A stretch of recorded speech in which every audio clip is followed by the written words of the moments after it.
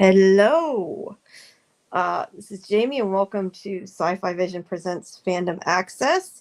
Karen, AJ, how you guys doing? Karen's still muted, but I thought I was going to be a one-man show for a minute there. No, I was starting the countdown, and you guys were just popping in. No. I'm here. Hey, Karen. Hi, guys. Hello. Well, tonight we have Silo and Dune Prophecy and Earth Abides that we're talking about. But first, for those of you who just got here, tomorrow at 6 p.m. Eastern, we finally have our creatives from coming, John Griffin, Jeff Pinkner, and Jack Bender. And that is going to be a lot of fun. So they will be here tomorrow at 6. So make sure you guys stop by. I'm going to get a link here directly to it really quick. I thought I had it up. I do not. Let me copy it here. Give me 1 second. Boop. And it sounds like they have time to take quite a number of questions if we're lucky. Yes, they're going to be here at least an hour. Or no, sorry, they're going to be. Yes, they'll be here an hour. They have a hard out after. They'll be here an hour. So we should have plenty of time to get people, like at least one question from everybody, but hopefully everybody's questions. I got about 6. Yeah, if you have questions, you can leave them for us ahead of time in one of the socials. But, if you come live, we'll ask them live. So make sure you stop by, and also make sure when you get a chance, you join our Discord. That link is also in the chat. Because we have a From Watch party on Saturday nights leading up to our Sunday deep dive into, well, next week it'll be episode 2 because we're starting at the beginning with our rewatch. So that's all, but that's all next week. All right. Well, for now, though, we will start Silo. So I think that's it. Oh, and make sure you like and subscribe to the channel. I always forget that part. We're getting better at that. We're getting better. We're getting better. Okay, Silo. This was episode 104. It's 204. It's called the Harmonium, and it is an episode that is split between the two silos, 17 and 18. I thought it was very good, very strong. I thought it was better than. I mean, the last two haven't been bad, but we've had some like setting up kind of going on, right? Yeah. And this was, I thought what happened in the stories in both silos had some pretty good action and movement in the stories. What'd you guys think? Yeah, I definitely like this one better because a lot more was going on. But I got to say, and we can go more into detail, but the one thing I want to say is, I totally told you he was never making her a suit and he was going to kill her. I said that from the beginning. But you say he and her. Give us some names. Sorry. Bernard. That Bernard was killing the judge. Because I remember we had this discussion last week and you guys were like, no, he's just creepy. He memorized her measurements. I had a feeling that was not the case. But see, Jamie, that was an after the fact. It was because of things that happened after that. I don't think his original intent was not to kill her. Well, but he never made her a suit. There was no suit. I think he intended from the beginning. I mean, maybe not. I mean, he did say it was because they were trying to impeach her, but I figure that was his plan all along. I mean, I don't agree. I would say there was no suit at the moment she arrived for dinner, but from what I saw on the screen, I am with AJ that I don't think he needed to kill her until Sims forced his hand. Yeah. I don't know. I mean, I don't think he would have necessarily killed her instantly, but I don't think he was ever going to let her leave like that with a suit. I just don't believe it. I mean, I don't know, but I feel like that. I mean, she and Sims both forced his hand a little bit because she's been getting I mean, I think in this episode it showed how now that she knows she's going to leave the silo and die, she's become and stop drinking. She's become an actual like judge and leader, and she's doing things that are more in this episode. She was doing things that are problematic, and then Sims with the impeachment also kind of forced his hand. I don't know that I will like. Okay, we just maybe saw different things on the screen. What I saw last episode I don't think that was a man who intended to kill the woman he's loved for 25 years. I agree.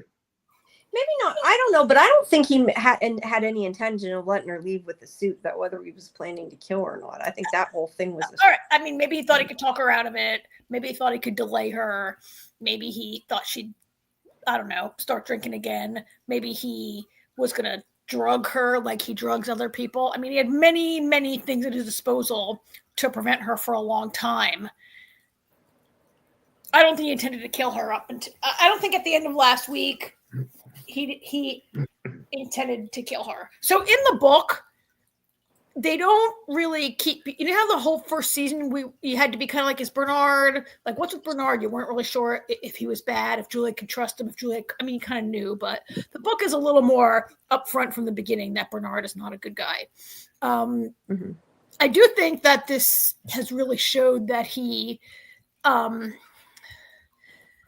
I think if I was willing to give him credit for some complexity and for some trying to like find a wiggle room or do the right thing ever, that's gone, right? This guy is just devoted to the order. And he actually, I think, is like kind of a weaker man who is too terrified to try to find a way. I don't know. I think like killing this woman who he's been in love with, for sacrificing her for the silo, was a real like, Bernard's not coming back from that, right? Yeah. I did find it sad. And I mean, I guess there was a part of me that didn't necessarily think he'd kill her, but I just, whether I thought he was going to kill her or not, I don't think he ever intended to let her leave in the way that's a really big difference between I totally knew he was going to kill her. No, but I mean, I do think that he intended to kill her. I don't think he intended to kill her instantly. But I do think that was his ultimate plan, because he can't just let her leave like that with a nice, fixed up. But you don't have to kill her and not let her leave. I guess that's true. But I know he was never. I don't believe he was ever going to let her leave. Why not? Because if she did that, that sets a precedent to let other people decide, hey, I really want to leave. But nobody make them. Nobody was going to know. The plan nobody was going to know. Oh, that's true. That's true. No, you're right. You're right. That part's true. Anyway, I still think he was never going to let her. I don't know. I thought that it was because he intended to kill her. I don't think he was going to kill her right away, but I do think he was going to kill her. That was just what I got out of it. I don't know. I mean, and I have no idea, it's an opinion, but what I saw on the screen, he was never going to. It wasn't about killing her until the whole thing with mechanicals came about, and then Sims, kind of pushed him that way. Well, so we might be divided here. Jamie, you've got some people who, all city agrees that he was going to kill her eventually. Maybe I just don't trust Bernard. As you shouldn't, but no, I have this is the time I have not seen ahead, so I have no idea. Karen probably knows more than I do, but because she's read the book. But I don't know. I just, for whatever reason, when that whole scene I told you guys last week, I found it so it was creepy. And yes, I get. You're right. He probably was supposed to know her measurements because it seemed like he was in love with her. But I just more at the time thought like, well, he's not bothering to write him down because he has no intention of making her a suit, I guess is my point. And that's very possible. It's just a big jump to go to he's planning on killing her. Well, that's where my mind led anyway. I don't know that I had a good reason for it. I'm just saying that's what I thought. And it turned out I took that to be a much more intimate scene that he would remember that and but whatever. It was creepy at any rate. I think not intending to let her go is like, I can agree with that. That he ever intended to kill her up until the moment he kind of had to, or had this kind of, he still didn't have to. He definitely sacrificed, so I feel like incidents played out in a way that the most expeditious thing to do was to kill her. He killed two birds with one stone. He solved this problem with her wanting to go out. And he was able to turn the silo against mechanical. But I think he's it was sacrificing her. Okay, so I'm gonna go to All City has 2 comments here. I'm gonna go to the second one first, which is when she said she didn't want to be tethered him for the rest of her life and disappeared for a few days. Does that mean she had an abortion? The first part of that, when she said she didn't want to be tethered to him for the rest of her life, like I think like they were in love, but she didn't want to be tethered to him because she knew he could never put her first. Isn't that what the rest of that statement was? That well, he's also she was his shadow, so I mean that's kind of that's the way I took it, but that's kind of an interesting thought, though. She was the shadow, and she said she didn't want to be tethered to him for the rest of her life. But I think, doesn't she say, because she knew that he could never like give all of himself to her or something like that. Like I feel like she knew Silo would always come first. She said something to that effect, right? But the fact she disappeared for a few days, though, that is interesting because there could. I mean, I don't know that it necessarily did mean that. I hadn't really thought about it, but it's an interesting thought. Yeah, it is definitely an interesting thought that I hadn't considered. Yeah, because we don't know how far the relationship got. I mean, there was definitely feelings there, but we don't know that they ever actually acted on them. Yeah, I mean, I could see a situation where, like, yeah, if you're in love and you realize you have to break up with your boyfriend, maybe you go quiet for a couple of days while you decide what to do or whatever. But disappearing for 4 days is like a whole different thing, right? And how do you belong to Judicial and disappear? Like, Judicial has cameras freaking everywhere in the entire silo, right? Yeah. Like disappear for 4 days. I just had an abortion. So that would be. I mean, that's an interesting comment because like you'd think that would be so not allowed in a silo. Like they so regulate who can get pregnant, and it seems like everybody who's allowed to have a baby is someone who really wants one. No one would ever do it. But also, like if you had I mean, we don't even know how you would get like an unauthorized. Actually, hold on though. That made me, when you said the thing about how regulated it is, she wouldn't have been able to get pregnant because everybody needs permission to have a kid. Yeah, but you're the number 2 person in Judicial. You could get Dr. Nichols to take it out, probably, right? Right, but why would she do that? Everybody would know it. Like what? Yeah, she would have had to choose to be. I think AJ's point eventually, is if she was pregnant, you could always my point is pregnant. Yeah, but my point is, why would she take it out? She wasn't married to anybody. If you didn't want to get pregnant, why would you take it out? Right. I mean, it's possible she really wanted to have a baby with Bernard until the moment she realized he could never really, that he would always choose the silo. All right, fair enough. Right? I mean, this is some big speculation here that is coming up, but maybe it does seem that, so here's the first part of All City's comment. When she mentioned the letter so the name of the guy is Salvador. I want to say Salvador Dali. It's Salvador somebody. No, it's Salvador somebody though. Salvador Duarte. Salvador Dali. It's not Salvador Dali. It's not Salvador. It's Salvador. Salvador Quinn is the guy's name. I should remember that from there because I should remember that. But his name is Salvador Quinn, right? And so yeah, there's something that was originally why I thought she went away, because it was like whatever she found was so shocking. Well, Salvador Quinn was the head of IT like 140 years ago, and he wrote this letter that was in code, right? And Bernard's like, "Did you figure out the code?" And she's like, "Ugh, whatever, I'm dead," right? Yeah. But yeah, I definitely think he still has the hard drive and is going to go try to look at it. She refuses to say what she, but so I think All City's right. He's going to go looking for that letter and try to crack the code, right? Yeah. Mm-hmm.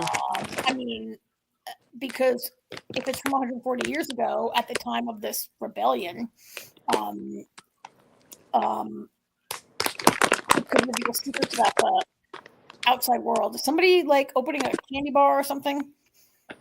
Sorry. I moved the bag and it made noise. Sorry. I know our microphones are so powerful these days. So we got some more comments there, but let's keep. I mean, I thought this was all very like a very well kind of constructed way all these threads came together in this plot this week. Mm-hmm.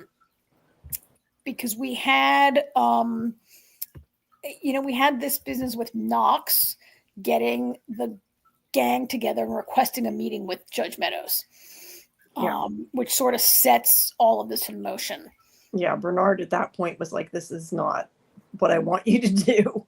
And I think what she was doing was smart. And she even tells him, I had no intention of giving them what they wanted. This was just to make people happy. And like, he didn't give her a chance, or he would have known that.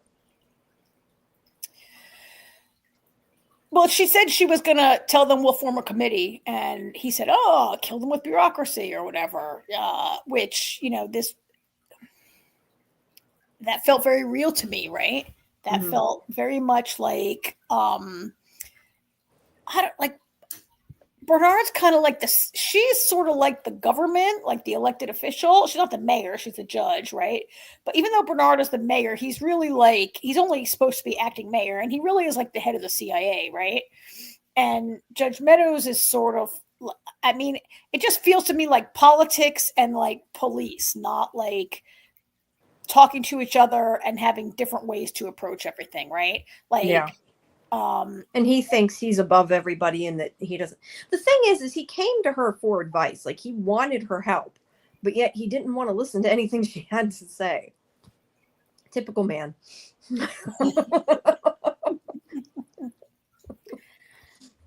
I mean, I think AJ doesn't have a comment on that. Haha. I think where's his picture? Let me go back to his Bernard. Where are you? I think that he's just devoted to this book. He's devoted to the pact and to the order, and he can't, he can't bend from it. Like, also he says, I don't think he's a psychopath. He's just devout. I mean, I like that word. Did this feel to either of you guys like this is a condemnation of like, well, I see like devotion to this book. And I just it said something like if the impeachment to do this, so that was why he was headed where he was to do what he was going to do. I just feel like it sometimes really feels like to me like a condemnation of like fundamentalist Bible people who want to follow this book and what it says, and you follow it without question. Yeah. Is he a psychopath? I mean, he's a little. I mean, if you are willing to resort to killing multiple people, although I don't think he's a psycho. I think he's a sociopath. Yeah, that's what I was just thinking. Because he doesn't really care, right?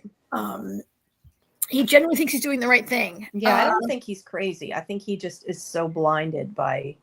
He thinks there's no other way, and he's not willing to, think of anything else or try anything else. I mean, I guess if you really think you could get a Silo 17 situation where people would open the door and run out and like 10,000 people would die, like, yeah, he's doing the right, like he's doing what he has to do to avoid that. But the big thing I don't get about all of this is you can't go outside. So why all the subterfuge about it? You know what I mean? Like, you can't go outside. I know, like, why do they need to make such a big lie on top of everything? Like, why not? Right. And I mean, you go outside, you die. Yeah. And I mean, Mechanical took a big step this week, even though they've been framed for killing the judge. They could, it's funny that it takes people that long to realize we actually control everything. They turn the lights out. You know what I mean? Say, am I the only one that kept thinking, okay, she dropped one ball, it meant turn everything off. She dropped another ball, it meant turn it back on. Why didn't she have a third ball that meant if they are free or if they're cheating us and are only pretending to give us what we want, turn it back off again? Because I thought that was pretty obvious that it was going to go wrong. I'm thinking, have another ball. But they don't know that the ball that turned it back on, we don't know if that's all it meant. We haven't seen the outcome of it yet.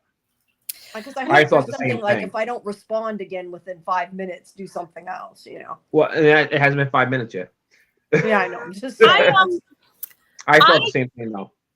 I felt they were too quick to turn the power back on, right? Yes, I agree.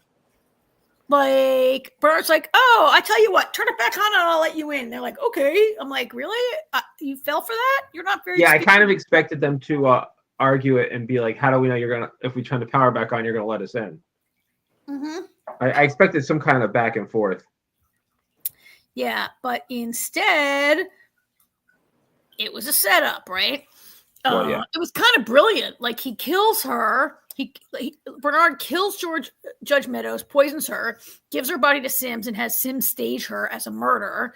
Which, I mean, as soon as he told Sims, take her, do exactly as I told you, you're like, oh, well, what's he doing? They're definitely gonna. You knew he had to set it up that she was murdered. He can't. Yeah. And these two walked right into it. Shirley and Knox and Carla and Walker, like they walk right into it. And Knox realizes pretty quickly that they've been set up, and they gotta go. I loved the ending, how it ended with like them. They're just a few floors below. Yeah, they're not that far ahead. They need to run faster. Yeah, caught all city by surprise too. Part of me is thinking, well, they're mechanical. They know all the ways to hide and all the back ways. And remember when Juliet like went right down the trash compactor, and they're kind of like ballsy and industrious and knowledgeable. But on the other hand, like Bernard got just what the order says, to turn the rest of the silo against mechanical. And I gotta say, I'm not. There's been a lot of criticism of Common this season as an actor. I don't feel like he hasn't really been in it that much this season. No, he hasn't. He hasn't, but he did have this great, and I'm not here to criticize his acting. Other people online feel like he might not be the best in the role, but we always say, look, it could be the direction, the way he's being directed or the way it's written or whatever. He was great in that scene where he like stands up on the stairs and he gives this like monologue about like, I mean, I didn't love the part where he says these animals and mechanical, and it just really reminded me of some of the political rhetoric that we hear in our own society today, calling certain kinds of people animals, like calling immigrants animals, or calling, right? Like we hear a lot of that, and and it kind of really like just resonated for me about the way you whip up a crowd. I mean, the silo is like 140 levels, so he got the people who were around to be angry and chase them, but it will soon spread through the silo. So I'm talking for a long time, but I guess what I'm saying is, on the one hand, I felt like Knox and Shirley, Walk and Carla, they're industrious. They know the silo. They can get away. They got a pretty long way down. And where can you hide? Like if the whole silo is against you, right? Yeah. But they control the power. Yeah. To answer also, I like Common in here too. I don't have a problem. Yeah, I don't know why people. I think he's too ambitious, though. I liked the idea when I liked how Bernard, he's like, I know you were behind it, and I kind of feel like Common should be. I know his name. Sorry, his name isn't Common. Sims. Sims should be watching out, because clearly now he knows that Bernard will do anything to get what he wants. And now he's going to be, even closer to him. Was this a good idea? Maybe not. Well, because he'll throw him under the bus if he has to, too. You know what the funny thing is? Even though, Sims is ambitious, but it's, we're seeing more and more, a lot of his actions are led by his wife. Yeah, that's true. She's the really ambitious one. Yeah. I don't have a picture of her this week, but yeah, she helped him formulate this plan, or led him a little bit. She's more ambitious, and she's a little smarter. Like she definitely leads him. Sims thought he had this great plan that he was going to get people to say they were going to impeach. He was trying to force Bernard to take Sims as his shadow and to confide more. Like Bernard is getting too close with the judge. Let's impeach her, and he'll have to return to his BFF Sims, right? Right. And he did that, and he murdered her. So I guess my point is, do you really want to get close to that person if that's all it takes is somebody stirring up trouble? Well, it totally backfired, because Bernard's like, look, so this worked out in my favor this time, but I know it was you. Yeah. So I love that. Yeah. Also, so Bernard is not going to trust Sims, right? Like Sims has gone back behind his back more than once. Now I was reading in a comment online. It might have been it wasn't. Might have been the commenters on Vulture saying Bernard controls the Are they called the Rangers, the guards, whatever they are? He controls the armed police force, whatever they are, right? Yeah, I think you're right. The Rangers sound right. And are they loyal to Sims or are they loyal to Bernard in the end? I don't know. I think they're loyal to Sims. And also, I like commenting this show. Also, I don't. There are people who are criticizing online. I like the first thing I really liked him in was Hell on Wheels. I thought he was really good in Hell on Wheels, and that's when I first started to notice him as an actor. But yeah, ambition might be his Achilles heel. I don't know if I'm getting eventual death vibe. Well, I've read the books. Maybe the Raiders. They're called the Raiders. They're called the Raiders. Yeah, Raiders.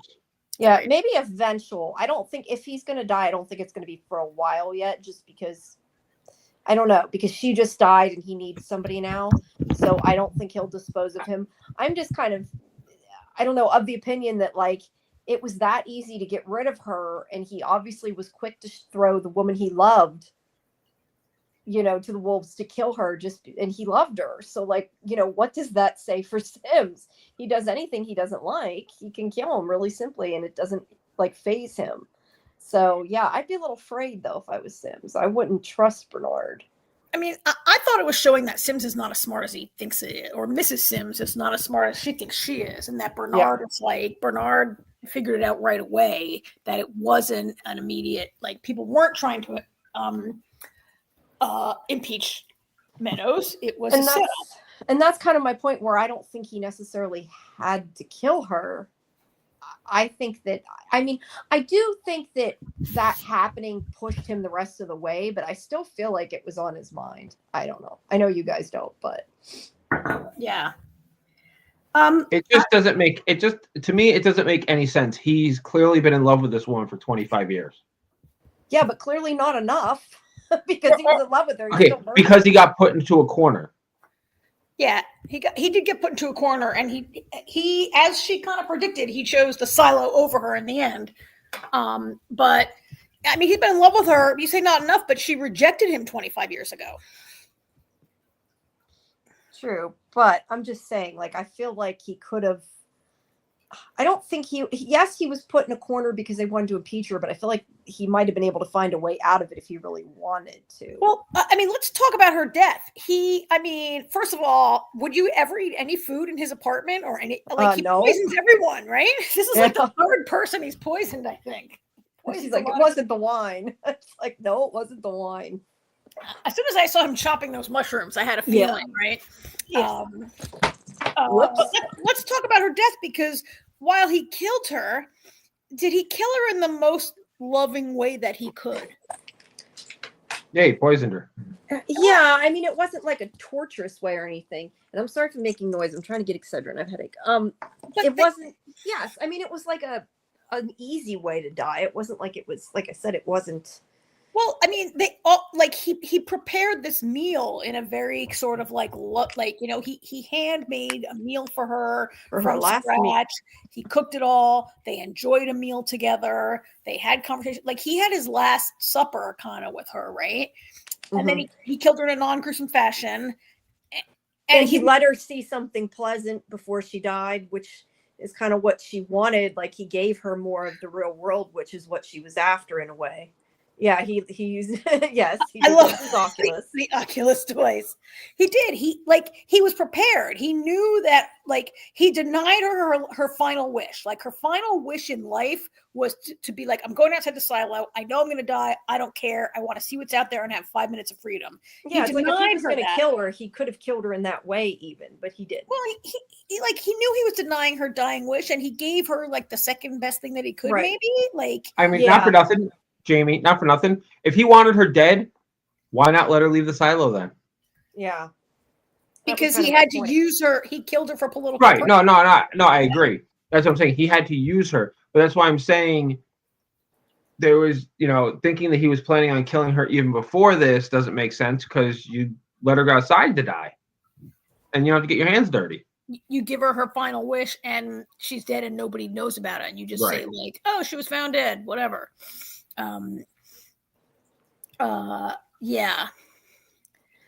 It was a really interesting scene to me, the way he killed her and the way she died.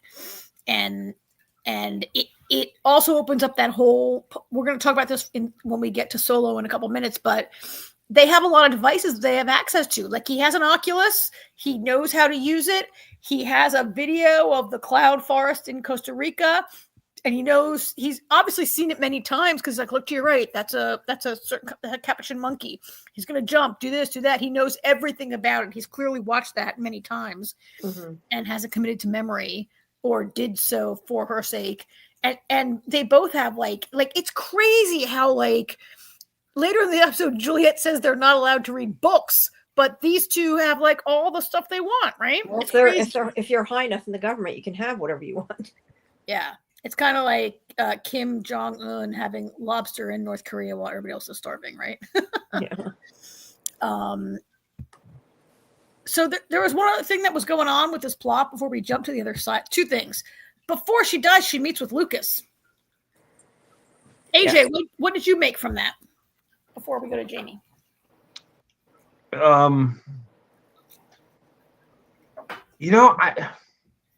It was weird the way it went down. It was like, it seemed like she was trying to help him, but at the same time, I felt like she was more on a fishing expedition. Yeah. Yeah, I kind of felt the same way. I mean, she cut his sentence in half. So she helped him, but I guess he thought maybe he'd get no sentence, and obviously didn't happen. But It was like she told Bernard too. She's like, "Do you think he's even going to make a year?" Yeah, I know. But I mean, she was definitely trying to get information out of him. But I feel like she also was giving him information. Yeah. Because I feel like I mean, we know how bad she wants freedom, how bad she wants to experience these things. I feel like she sort of found a kindred spirit a little bit who was like interested in this stuff, and she can't talk about it to anybody because it's illegal. And it was like, here's somebody that I can talk about and explain it to. And like, I think that was just like a little thing that helped her maybe, but also she thought helped him a little, maybe. I don't know. It was a little weird, but it's gonna pay off somewhere down the road. I'm just not sure how yet. I agree. I think she was testing him a little bit to see how much he had figured out. Like, if he was like, so like it was Galileo who figured, right? Galileo was the first guy who figured out that the planets move around the sun. And for his trouble, they threw him off a tower and killed him, right? And I think she was kind of testing to be like, is this guy Galileo? Did he figure it out? And she realizes that he has only figured out he's figured out the basics. She realizes that he figured it out. He didn't read it. Like, she's like, oh, they're stars and they're hot balls of gas and blah, blah, blah. But she's read that in books or somewhere is how she knows it. Like, he figured out the math and he's still working on it, right? But she sort of confirmed it to him, which I think is nice, because he's going to like wonder forever. And now he doesn't have to. So it was a little...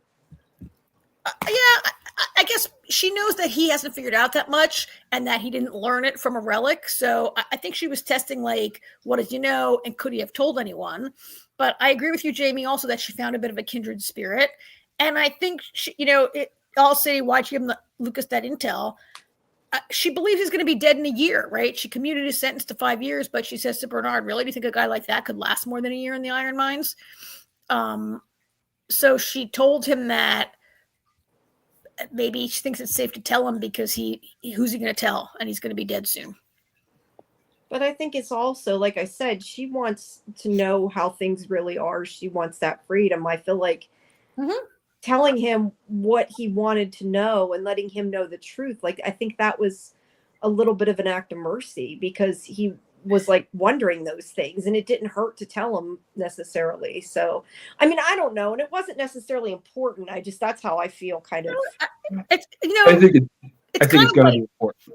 It might be down the road, but it's kind of like she gave him his kind of last wish, just like, like Bernard tried to give her last wish a little bit in a way. But I also think maybe they brought Lucas back to remind us that Lucas is alive and out there and like knows stuff. Like, why they could have had her bring any prisoner up to talk to, right? But it's Lucas. So I feel like that was definitely to remind the audience, hey, don't forget about this guy. Yeah. Yeah. Okay, one more thing is going on in this episode before we go over to Silo 17, and it's happening. Where is my picture of good old Hank, who is trying? yeah. That's from last week's episode. I didn't have a picture of him, and I didn't put up a picture of Billings, but Hank and Billings are on the case of the disappearing bodies, right? Yeah. Both bodies are gone. I think George is the firebomber. Molotov cocktail guy, I think, was named George.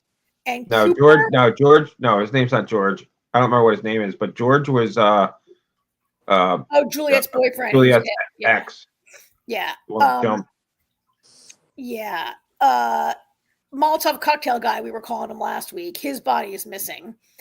And Cooper, both bodies are missing, right? Yeah, Cooper's missing too. Well, Cooper's not missing. They took Cooper's. Like, they know where Cooper's went. Oh, yeah. But it's not morgue.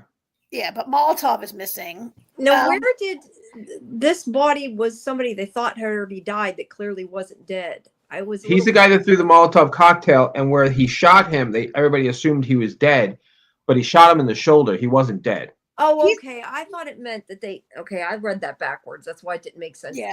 I thought it meant that they saw his body before and like he wasn't really dead and they brought him to throw the cocktail. He's the guy that Sims promised, if you do this, I'm going to give you the drug and you'll forget your wife is dead.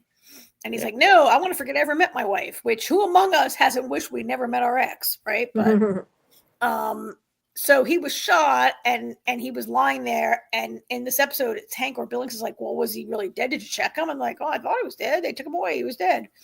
Right. He's missing because he wasn't actually dead. Right. I think he's up in the next room to Mrs. George's mother. Right. Who has been like, remember last season, he promised her you could stay on this drug for the rest of your life. Yeah. I think they might have a whole, you know what? That's like the drawers in Snowpiercer. I think she's in the guy's in the drawers. Kind of, yeah. Just get rid of them and that guy's up in the drawers somewhere. Cooper they took away, right? But this guy, but like Billings, Hank and Billings are and the person who reviews for Vulture like made a point. I think it was in Vulture I read, and I wish I was more diligent at checking the names of the writer, but at least I know the site. The recapper from Vulture had said like, so Billings is like, and they put Billings in the job as sheriff because he was from judicial and they thought they could control him, and he's a little bit of a patsy. Yeah, and he's the one that's investigating. He's kind of leading the charge, right? And having a guy who knows how judicial thinks was what this person was saying is like kind of dangerous. He knows how judicial thinks. I love that. He's like, I love that when Hank judicial. And he's like, he's got they got that look on their face, and he's like, "What look is that?" And he's like, he goes, "I was judicial." He's like, "Oh shit, sorry." And he's like, "No, I hated that look." Totally right. Yeah, that was great. So All City thinks Jules might run into Lucas somehow. Well, if the mines are below, I would assume the mines are below the silo, right? I would assume so, yeah. And maybe it's one set of mines. Like, does every silo have its own mine? No, that would be stupid, right? Or maybe the mines are connected. Well, I mean, yeah, I mean, I'm still going with everything is connected. Yeah, like physically, literally, like literally, not metaphorically, like literally. Yeah, literally. Like like when one silo flooded, they all flooded. So you do the math. Yeah. And so before we leave Silo 18, there's one thing that we didn't touch on that I keep saying that. I know, but there's one. This is your third one thing. I know, but there's not a picture. But do you remember when Knox took Shirley downstairs and was like, "Look at all this graffiti down here"? This is about the rebellion. Well, and he kind of figured out that there's been more than one rebellion, and it's always blamed on mechanical. Yeah. Yep. Right. Like he just figured out Bernard's whole playbook from reading graffiti, and he's like, why is it always starting mechanical? And you're like, oh, because everybody hates us already. It's easy to blame it on us, right? Like, like Knox is I mean, not that I didn't think he was smart, but he's really smart. So I feel like that was a big development for the rest of the show. I mean, for what's going forward, right? And I feel like, I mean, I don't think Knox and Shirley are going to get killed and these people while they're running upstairs, but he figured out this kind of big thing. Like he knows they're blaming us on why they're blaming us. I'm curious how that's going to work out though, because it's like, I don't know how they're going to outrun people, but I don't think they're going to kill 4 main characters all of a sudden. I mean, they could kill one of them, but I don't think they're going to kill all of them. So I don't know how they're going to get away. But yeah, they should have read it before now. Well, Knox has read it before now, right? I guess he just didn't figure it out until now. But I don't know if anybody else has read it before. Like there seems to be quite a lot of space down there because like Juliet and George had like a little love nest down there that nobody knew about. Yeah. There seems to be a lot of undiscovered space down in the nether regions of the silo. The Netherlands. The Netherlands, yeah. But yeah, how did they never read it? Even if Knox had ever read it, he never put 2 and 2 together until like rebellion seemed to be coming. So yeah. All right, I keep saying 1 more minute, but I think we have you thought of something else? No, I think we have sufficiently covered the actual Silo 17, 18, yeah, let's right? move on to Silo 18. So let's go over to Silo 18. Where I enjoyed him. No, we were in 18. This is 17. 17, sorry. And I was going to say back here, Carmichael had said that Solo gives him Victor vibes. He kind of does. I hadn't really thought about it, but he kind of does. Well, Solo is another person that it appeared, we have speculated in the past, and this episode seemed to confirm that he's been alone since he was a child. Yeah. And that was all City was asking what we thought about the classroom scene. Although I'm not sure what he means about the eye-raising moments between them, but yeah, I mean, it definitely implied that he was a kid there and that maybe he's been there alone since then. He absolutely was. Yeah. How he survived that long by himself, I don't know. But he knows as soon as she seems to think that's odd to like deny it. Because she's like, how was she your classmate or whatever? And it's because nobody's been down there since then. Because that was when I wonder if maybe he was like the kid of whoever was supposed to be in the vault or whatever. And that's why they had access and they shoved him in there. That's a good idea. Yeah. Jim. Yeah, because otherwise, why would they? Because he said he was left to watch it and to guard it. Like, they're not going to leave a kid to guard it unless they're like trying to keep him safe because he was their son or something, and was like, "You stay here while we go out, and you can take care of it for us. You know, you can be." Yeah. And like in order to get him to stay, make him think he had an important job. Kind of like Miranda saying, "Victor, stay here with your sister." Yeah, you be the protector or whatever. Yeah. You can do it. But as for the eyebrow raising moments, I'm not sure if he meant something in particular. I think there were a lot of funny moments. I don't know. Eyebrow raising moments makes me think that he means there's like flirty moments. I don't know if that's what he meant or not, but that's how I take that comment. So I don't know. There is that later moment before Juliet goes in the water and she takes her clothes off and strips down to basically her underwear. And Solo has like never seen a grown woman before. And he's a little like, whoa, right? He's like a 12. Yeah. Oh, yeah, I forgot about that. Okay. Yeah, there was that. But I mean, I think also he's referring to these moments where Juliet's starting to realize, like, what is the timeline? This kid was what she sat next to you. It happened how long ago? Like, she's starting to put it together. And I mean, for Fletch's remark about Victor from another similarity is that they both must have gone through a very traumatic experience with everyone they know dying right before they were left alone, right? Yeah. And so he's just, I mean, he's really messed up and afraid. I mean, I guess, I mean, I feel like Solo is like just psychologically afraid to revisit what happened and recount it to Juliet and to say it out loud, right? And he's just, I think, afraid to leave his safe haven, though, too. Like, not even to relive things, but just to be outside of it because he's been in there for so long. I mean, so that's a question. Like, did he ever come out? So if it happened when he was in Juliet's like, what, you were like 4th or 5th grade? You were like 9 or 11 years old or whatever she says, right? And now he's like Steve Zahn's age. So whatever, like in his, I don't know how old he's supposed to be, but his 40s. I don't know. In his 40s. At least 40s, probably. At least in his 40s. Yeah, Steve Zahn in real life is 57. So is he really? Jesus Christ. yeah. I thought he was younger than that. I feel old, right? So she's starting to do some math and figure it out. And so I'm wondering, like, I think everybody's wondering, could he have been in the vault the whole time? Or has he been coming out and like fetching food and running back? Like, to have enough food for like 45 years? Yeah, I tend to think you can't stay and survive in one little room for 45 years. And he does know where a lot of things are at. I mean, we don't know what's all in the vault there. I mean, he could have an entire pantry filled, you know, I guess. in that little vault there. There video cameras are in there, right? That he can see things. And not for nothing. So he could know things because of that. Yeah, I'm sure he's been out though. I don't think he's been holed up in there for 40 years.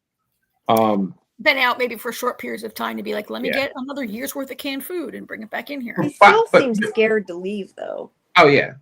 Real quick though. Bernard, when he was making dinner, he had that was a good sized friggin' chicken that he was cooking. Yeah. Like, really? Where'd he get the chicken from? Well, he's the head of judicial. He can get things. Not where did he get it from? But motherfucker, there are people scraping, literally eating scraps, and you got a full fucking chicken. Yeah. Come on. I would imagine that they would mostly be eating things like that reconstituted protein, whatnot they eat in Snowpiercer or in The Expanse or in outer space shows or whatever they eat, or Neo and Morpheus were eating like nasty oatmeal looking shit, right? Like, yeah, to have where would he even get a chicken though? I go back to that. Where would he get a chicken? Well, if they could grow chickens in AgSec on a train in Snowpiercer, they can grow chickens on one level on the silo, but I would think they would be really rare and hard to come by. And to get a whole chicken like that for two people, yeah, that's wrong. You're right. Well, you last week said that Juliet shouldn't know what a chicken was, though. That's why I'm kind of. Well, I did say that. Well, because she didn't know what a bird was. You're right. Juliet did not know what a bird was last week, and Bernard's cooking his chicken this week. So that might just be a mistake. That could be a continuity problem. Yeah, right? I think it's more likely continuity. Because he's like, there are things called birds. And she's like, what? He's like, yeah, those were birds that you saw. By the way, have some chicken dumplings. Maybe she knew what a chicken was, but she didn't know they flew. Or that there are maybe those are the only bird that are living in the silo and they just call them chickens. Yeah, maybe. I don't know, but or maybe it was a tofurkey.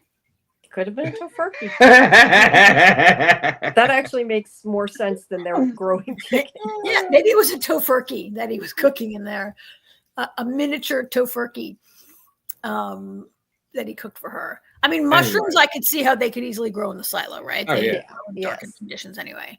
But yeah, it was a little luxurious for him to have that. Solo did give her last week. Solo said, I'm having like chicken stew, have some chicken stew or chicken pot pie or whatever it was he gave her. Yeah. Chicken soup. Yeah. Yeah. Chicken soup. So I do want to talk about that room that they were in the Harmonium, the classroom. The chalkboard is in there with all those numbers. And I tried to get a good look at it. And she says, what are those numbers? Solo says, no idea. Just erase it. Right. And they probably had some importance. I didn't get a good look at it. I was wondering if it was all ones and zeros and was it ASCII or was it other kinds of numbers? I didn't get a good look at it. I didn't stop and freeze it. I didn't go back and research it today. I'm sure there are silo nerds going down that rabbit hole on Reddit today on what those numbers could be. Maybe they are notes and they are a song that you play on the harmonium. Maybe. You know, I got to say, I love this when he was playing the organ and he was like, you know, she's just like, oh my God, enough already. And he, but I love it because he takes forever to get to the point. Yeah, he was trying to help her. Yeah. Steve Zahn is so great in this role. He's very good in this role. AJ, because you're the one among us who has kids, I feel like when your boys were like 9, 10, 11 years old, was it that hard to get them to get to the point? Or would they be like, Dad, just look inside here. There's a bellows. It's still that long for Damon to get to the point, and sometimes there's no point. Yeah. So that maybe if we consider Solo to be like a 12-year-old, maybe that makes a little rings a little more true for parents, the way he's like chattering on and on and on. And oh, Juliet, look at this. Oh, Juliet, look at that. Oh, it was Founders Day. And yet there were some things that were eliminated. Like when he said, did you have Founders Day? And she says, no, but they had Freedom Day. What did you celebrate? Freedom, which is insane. Because why would anybody in the silo celebrate? There's no freedom in the silo, right? Well, it depends on which level you're on. That was a very George Orwell moment, I thought. Yeah. When she says we're celebrating freedom. But I guess I should go back and review some of the things he says and see what he's giving away about life in his silo versus hers.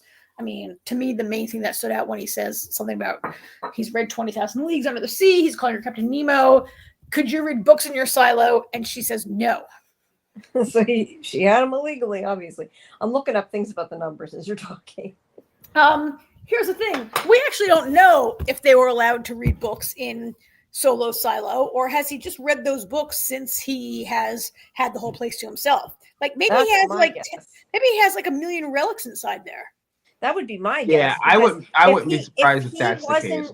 If they weren't not allowed to read him, he would have no reason to ask Juliet about her being allowed, because he would just assume everybody was allowed. Well, good point. Yeah, he'd assume, why would you ever ask if you're allowed to read books? Unless you books. Unless you had reason to think other people couldn't. Maybe he's been able to read like all this Order and Pact stuff, and he knows what the hell's going on everywhere. Yeah, he might have. Yeah, he might have the Bible. Yeah. Interesting. While Jamie's looking at that, can we talk about the swimming scene, the water scene? I was surprised he kept pumping it the whole time. That was my thing. Why would he stop? Just because I didn't think he was very reliable. I thought at a certain point he would like just stop and like wander back to the vault. Well, he was clearly having a freak out and petrified they needed to get back to the vault. And he, like, I agree, Jamie. I thought that fear might overpower him, but not really, because I know Juliet's not going to die in the show. No, but once she had already let go of the pipe, or not pipe hose, he could have let go and she wouldn't have died. So I figured he'd let go and he'd be back there when she got up there. I thought it was very well shot, very well directed. I was thinking to myself, so every interview I've read with every actor who's worked in water, 95% of them say, oh, it was freezing. Yes. No one ever says they heated Why don't the water. they heat their tanks? Rebecca Ferguson was underwater for a long time. It was lit pretty well for this show, which is very dark. You could actually kind of see what she was doing. I felt the tension. Did you guys feel the tension when she's like trying to, when she got stuck? What I kept thinking though is she had just 2 seconds prior found a big wrench, right before this. Yeah. Why didn't she use the wrench to bang and try to open the doors instead of using her arm every time? Like, that's what I kept thinking. I know that was she picks up a tool and it falls in the water, and then she didn't have it anymore. She grabs it in the water. Okay, I didn't realize. And then she had to grab for that broken piece of metal that she bent off. She's very strong, and use that to saw the rope. I knew she couldn't untie it. Once rope gets wet, that's how you stick a knot forever, by wetting the rope, right? Yeah, I forgot she did drop it, but I just kept thinking, why didn't she just use what she had instead of her body to smash into it? I mean, what they didn't show us was how she gets back. Like, she gets up there, she gets the suit. She presumably had to jump back in the water and swim back around the other way, right?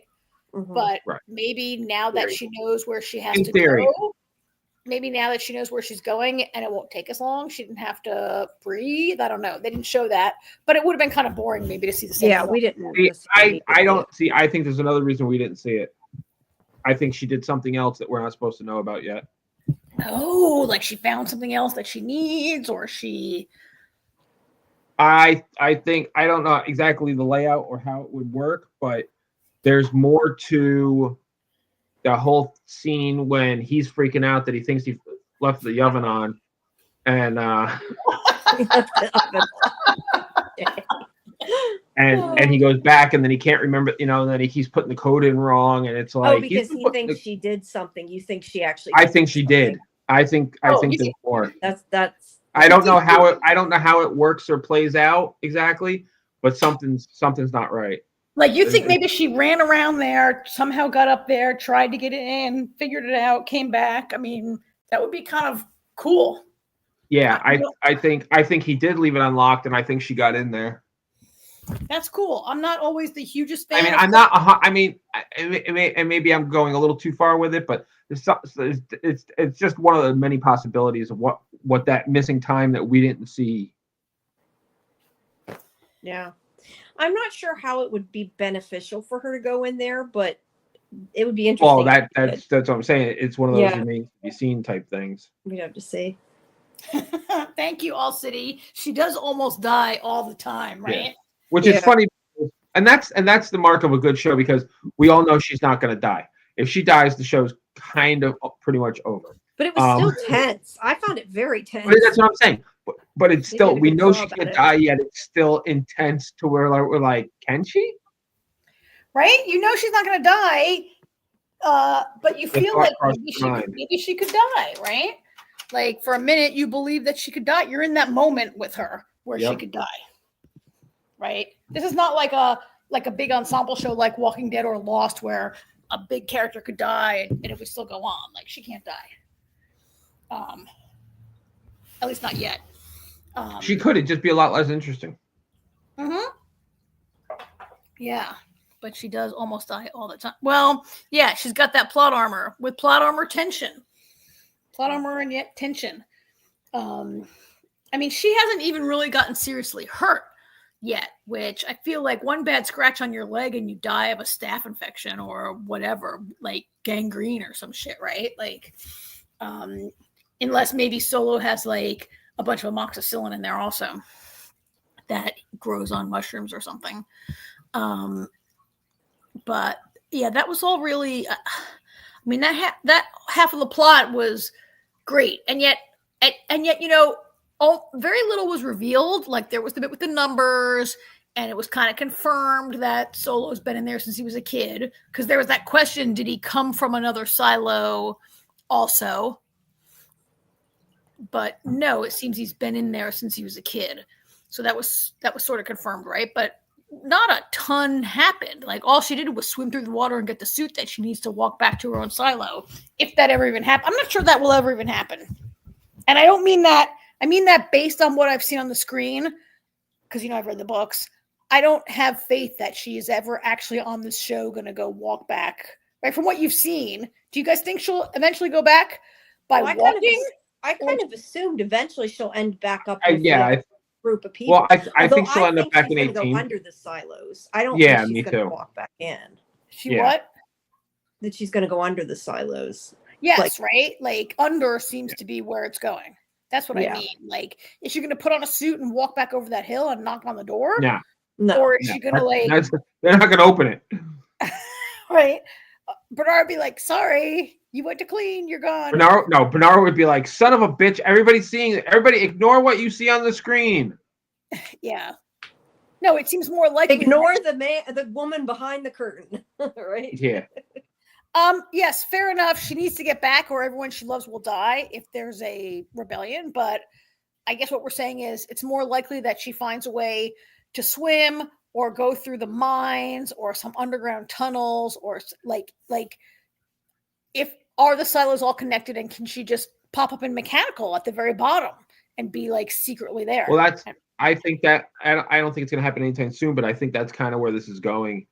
Is she's going to pop over. She's going to go through the tunnels and, go for a swim and come out in her secret rendezvous place. And she's going to go to mechanical and be like, okay, I got some tunnels here. I got some tunnels here and we got other silos. So come on, who's coming with me? It would be really great if she got all her people to go with her and they turned off the generator and just left. That would be amazing. Like, let's go Silo 17. Left them all to die. Although not everybody in the silo is bad. That would be sucky. No. I'm just saying it'd be That funny. would be pretty funny. I mean, that's the reason why she can't get the generator running in 17 because it's flooded with water, but also it can't be run by one person, right? Right. Yeah, but they have access to all the silos if they're able to go from one to the other. Right. If you know what, AJ, you were saying about you think she went the back Underground in... Railroad. That's fantastic. you were saying, AJ, that you think she went back in that room, maybe.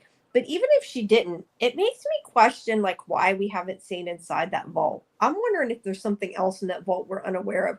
Like maybe he's in communication with them or something. I mean, I think we haven't seen it, Jamie, in part because we have not seen that room in Silo 18 either. That's the room. I think that room is different. You know how Bernard has that room with all the cameras and everything? But I think that is different from the room with the key that he's gone into once or twice. I thought it was the one that had all the surveillance in it. I guess I did too, but now I'm starting to think maybe there's another room and we haven't seen it because we haven't seen it in 18. That room that Bernard has a key to, or is it just the surveillance room? Which, why haven't we seen it? Because Juliet has seen the surveillance room. Juliet's been in that room, right?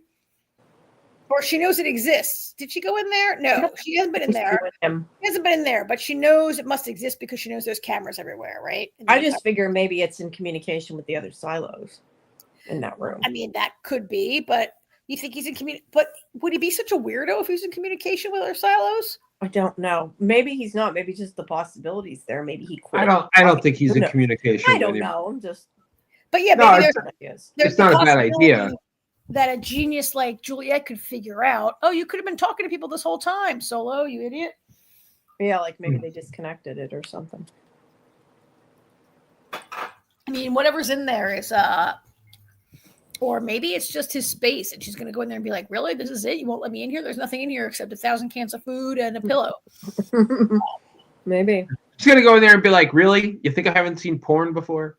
I mean, maybe it's like a panic room for like the elites and he was the only one who got in it when they all ran out. Like Jamie's saying, maybe his parents were like, you hide here, panicking. You know, you watch and protect us while we're gone type of thing, like to get him to stay. Yeah. Carl, don't come out of there. Carl. Yeah, but I mean, they had to give a reason to make him stay. That's why I'm saying I think maybe it was like they gave him a job and made him think like it was this important if you job, come out, you really die. Wasn't. No, but I mean, like I could see them being like, you know, we're going to go check, but we need you to make sure that this stays safe. So you stay behind and do that. When really they were just protecting him. But like they made it like a job. You know what I mean? Does that make sense?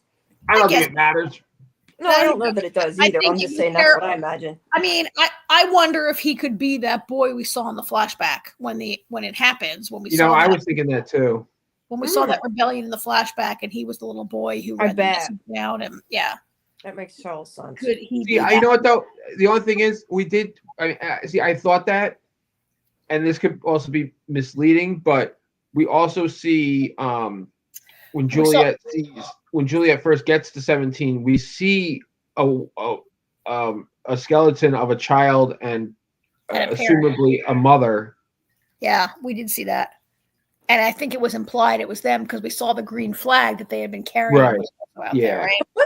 What's the eye thing? Because all city's talking about the eye, and I don't know if I just wasn't clear and like close enough to the TV. But when she said something about his eye, I was trying to figure out what she was talking about. No, they did show his eye like there was this close-up scene where they went like into, and she says to him, "What happened to your eye?" When she says like, "Oh, what? Wait, you were 11 or you were 12? Wait, what? How long have you been in there?" And she says, "What happened to your eye?" And he's like, freaks out. And he doesn't want to hear about it. That's what I'm saying. What was wrong with his eye? I couldn't tell. I must have missed where they showed it, or I wasn't close enough to the TV because I didn't see. I'm not. I have not. This show is so dark that it's really hard to. Because I didn't even know anything was wrong with his eye till she said that. That's why I was saying I wanted to know what she said. Oh, so I'm looking at a close-up of his eyes right now, and it looks like his eyes are two different colors, which is a natural thing. Like Kate Bosworth has it, right? Yeah, that's not. Because the idea that maybe he was out in the bad sunlight could make sense, but it might have blinded him in one eye or something, but it wouldn't just make his eyes different colors. You can see it if you look at a close up of the trailer where his face. Oh, he did say something about he thinks that she used her name because she liked his blue eyes. But I assumed she liked my blue eyes, but I just assumed he had two blue eyes. Yeah, he says she liked my blue eyes, but in fact, if you look at it, this close up shot that's from the trailer, it looks like he has one eye blue and one eye brown. That is not in the books. So she says, "What happened to your eye?" Because he says she liked my blue eyes. That's true. Maybe his eye color changed. Yeah, one looks blue and one looks hazel. Different color eyes. The picture I'm looking at. So All City caught it. Good for you, All City. Because when she said what happened to your eye, I was like, oh wait, what am I looking at? I should rewind. Does he have a scar? Does he have whatever? But he said the girl whose name was, what was her name? A shade of blue, like not lapis, but another shade of blue. No, yeah, I think it was lapis. I think lapis lazuli, or we're part of that. Yeah. And he says she liked my blue eyes, but he has one blue and one brown. So she said, "What happened to your eyes?" So lapis lazuli, which is one of my favorite minerals. That beautiful blue.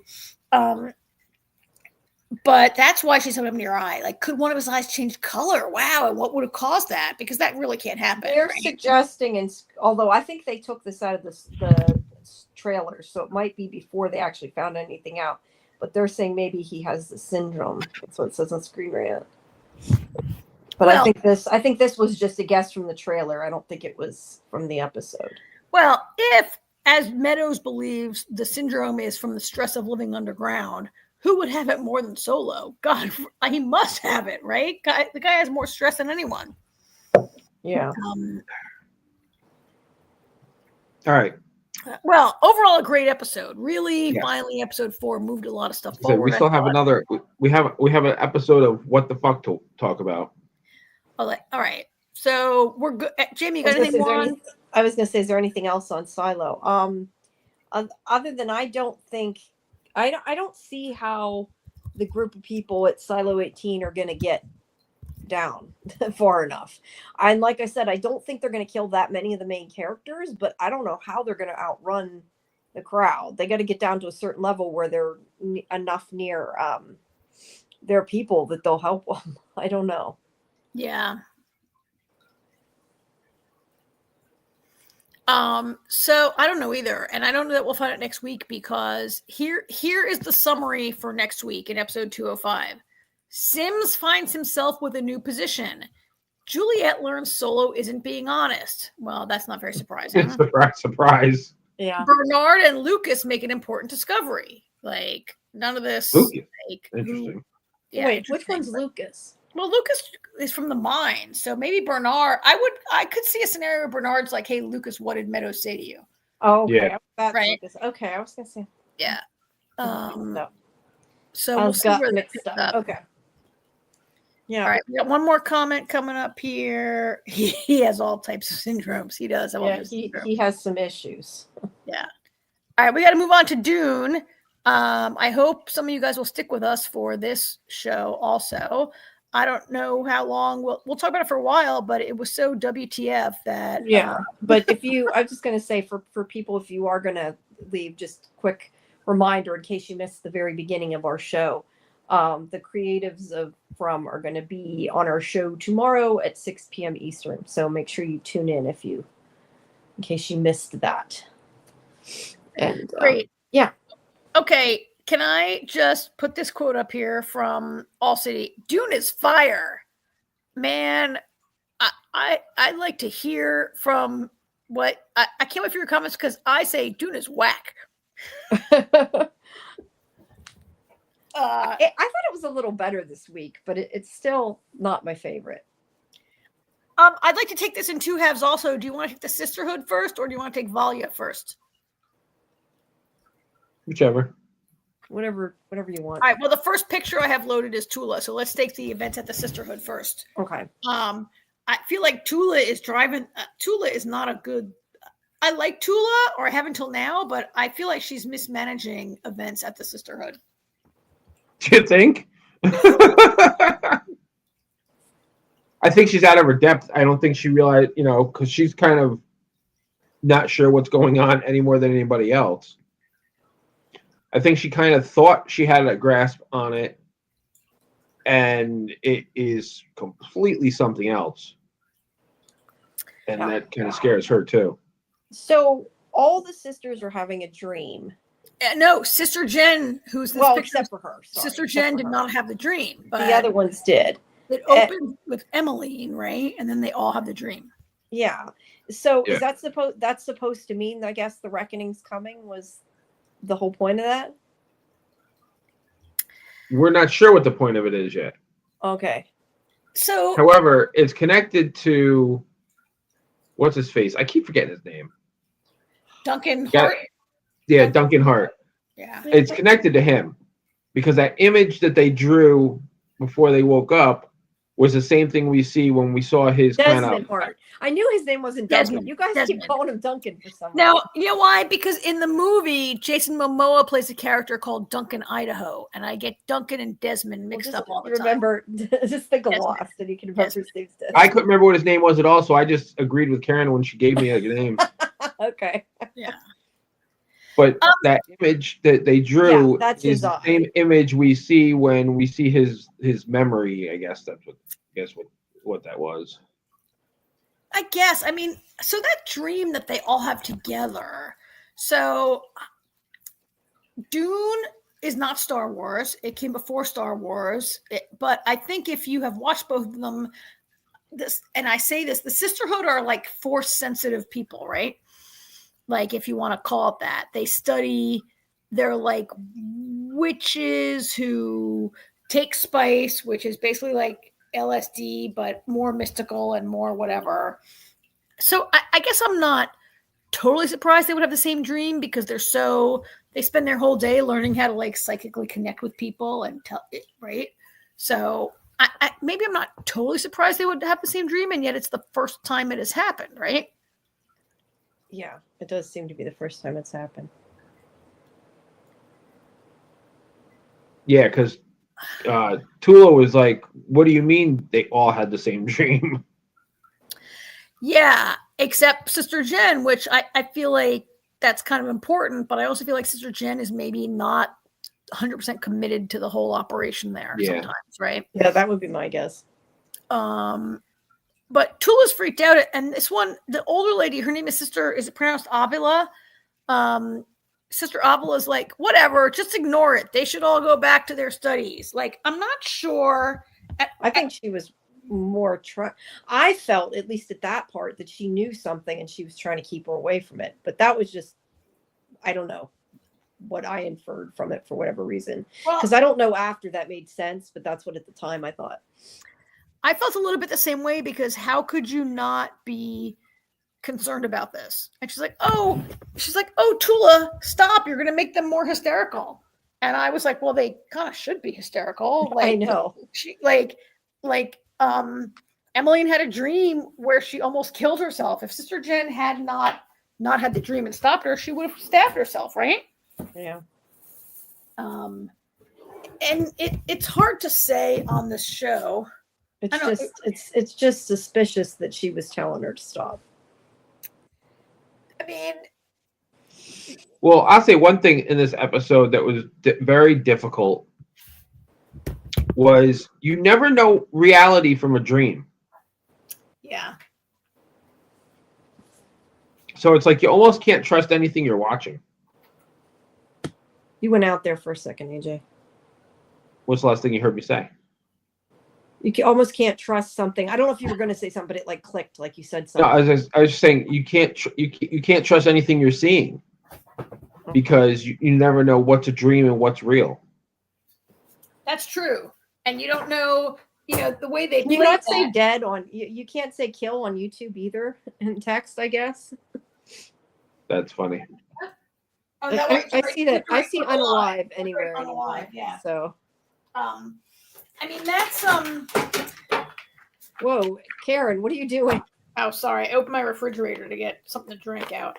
That's so I'll just wait a second. And the thing is, like, when this dream started, it seemed kind of real. You can't tell what's a dream, what's a vision, what's a prophecy, what's really happening. Like it is really, or what's drug induced. I would say because they all had the same dream, though, that it's more than a dream would be my guess. But they didn't use that's not the point. That wasn't my point, though. Oh, what was your point? My point was like it seemed like every scene, it's like you think you see something happening, and then somebody wakes up, and it's like, okay, that didn't just happen. Yeah, and then they wake up again. You know, it's like when Tula was down in the basement there, and she has the dream of her showing up, being like, "I knew it. You've lied to us. You killed all those Atreides," and and it's like, "Oh shit." And then I was like, holy shit, she fucking slit her throat. I'm like, what the hell? And then she wakes up. I'm like, oh. Right, but that could have been a prophecy too. We don't know. But that's my point. Sandworms, so it's got to be important. My point is you can't trust anything you see because every time you think you see something, somebody wakes up. Mm-hmm. Yeah. I get that. I just think there's so many of them having the dream that I would trust it. Well, I would, but there's the part where, is it a prophetic dream? Or, we'll work through this episode, but there's a part of it's like, are they having a prophecy? Did Travis Fimmel did Desmond Hart send this to them? So All City says it was kind of obvious that it was a dream because no one knows how to get to that area that they were walking around in. I guess you mean at the end where the dream from the beginning is a callback to episode 1. He's talking about when Valia, he was saying earlier about her slitting. Making the woman slit her own throat. When Sister Dorothea slits her own throat. Yes, it looked very much like that. I also was thinking, do you really have a giant pit in the middle of your dormitory? Because that seems kind of dangerous. But, but it's definitely a callback to episode 1 where Valia compels Dorothea to kill herself. And then the dream at the end where Emmeline follows Tula is also fake because no one knows how to get to that secret computerized DNA bank, whatever we're calling it, right? Wait, but no one went there except for Tula. But she has this vision that she's been followed and someone's there and she turns around. Oh, at the one point, yes, but not at the very end when the girl comes back to life. Nobody was down. Yes, that happens right before she goes back to life. Before she goes back to life. Oh, did Tula's having this vision. Yeah. So she wakes up. She wakes up and she's out of the casket. Oh, yeah, that's right. Well, yeah. So she had the dream or the vision, whatever. Then the girl wakes up. So she could have really woke up. You're saying you don't think she did. It sounded like you were saying. No, I didn't. No, I never said that. Okay, then I misunderstood what you're saying. I thought you were saying that was a dream too. No. Who knows? Could be. She might wake up next week. I don't know. Or could she have been? So when they all had the common dream where Tula decides that the best thing to do is to hypnotize. And that picture, sorry, I didn't mean to interrupt, but just that picture right there really looks like the coffin thingy of her laying in the spice. Just saying. I think it's supposed to be Desmond. It kind of does. But it could be that. Yeah. What's the sister's name? I keep saying the girl. What's her name? Sister Lila, the little girl who died. Yeah. Yeah. Okay. Yeah. So, I think when Tula decided it was a good idea to give them spice, have them go deep, have them draw. I mean, this is where I think Sister Avila, at first I was like, you're in denial. What do you mean ignore it? But when she's like, this is I was with her that this was a bad idea. And Tula maybe shouldn't have done this. As she's out of her depth, she has them all take spice, do this. They all start drawing. They all draw kind of the same thing. They all, each time they flip the page, they're drawing similar drawings. And I love that scene where you see them from overhead. And they're drawing a similar thing. They all draw the sandworm. They all draw a figure like this. And then they all draw the eyes. I mean, they do the figure first, then the sandworm. They were all drawing, Duncan Hart's experience, right? Isn't that what they were drawing? Desmond. But you know what? Desmond. But that's honestly true either. Damn it, Desmond. Desmond. No, but you know what? You said that, and something else occurred to me. She had blue eyes too. Because she's been in a tank full of spice. No, but I'm saying, just like I'm saying that tank could be her, so could the eyes. Yeah. Like the whole thing could have nothing to do with Desmond, and we're just supposed to think it. Well, no, but the reason I say it's Desmond is because we literally see that scene later. Yes, I know, but I'm just saying, like, is it possible that that's a red herring and they want you to think that? And that's not really. Actually, Jamie, you're absolutely right, because that's actually that goes right in with my point of you can't believe anything. Yeah, well, that's true. Yeah, it does. But I don't know. I just looking at that picture, that's what it kept making me think of. I mean, I didn't think of it till now, but I don't think it's Desmond. I think it's Lila. Well, I've included this picture because this is the only picture that HBO made available. They didn't put a picture of the creepy eye drawing because that would be a spoiler, right? That was not in the press dump, and I didn't have time today to search the internet for that creepy ass picture. But Tula lost all control of them. Like, Tula's like, wake up, when I snap my fingers, wake up, and they don't listen. And she admits later to Sister Avila, she's like, I didn't wake them up, the fear woke them up, right? Like, Tula, although I don't think, while Valia is more powerful, I don't think she could have stopped it either, right? That was a by the end of the episode, also, I think Desmond's, like, was he having a similar vision? Like it's not clear to me if he saw a vision that was the same as theirs. Did we see a recap of the girl's vision of him? Did we see him having a vision that was similar to theirs? Like, I think part where they're all on drugs all the time is very confusing. There's that too. I think with Desmond, I think we were just kind of. I think we're going to be getting more and more of scenes like that with him as we learn more about what happened to him, I think. But I feel like that was just like, something that I think it was to show his pain that he goes through every time he does this burning mind trick. I think we were just getting a little insight into his psyche. Yeah. I mean, I want to jump to that. All City has like a bunch of kind of good comments here. Spice Zombie Girl. Spice Girl. Yeah, exactly. Spice Girl is Lila, I guess, might have brought back the spirits of her ancestors. I mean, yeah, she was sent. What do they call it? The agony was for her to go back and talk to her ancestors and figure out what's going on. Could they have come back, and could that be part of it? That's really smart. Yeah. Or did the poison Ouija session unleash her dead mom spirit, her unalive mom spirit, her dead mom spirit, right? Because when she went back there, they were trying to get information out of her. Maybe they brought her back instead. When she went to see her ancestors, they were like, "Oh, your mom's dead. Your mom's not here, Grandma." In fact, maybe it's not really Lila. Maybe it's whatever her name is that I don't remember. I am so bad with names. I mean, I think they're really setting up that is the one born twice, once in blood and once in spice. That's either Desmond or Lila right now. Right? I think it's Lila. I think it's Lila.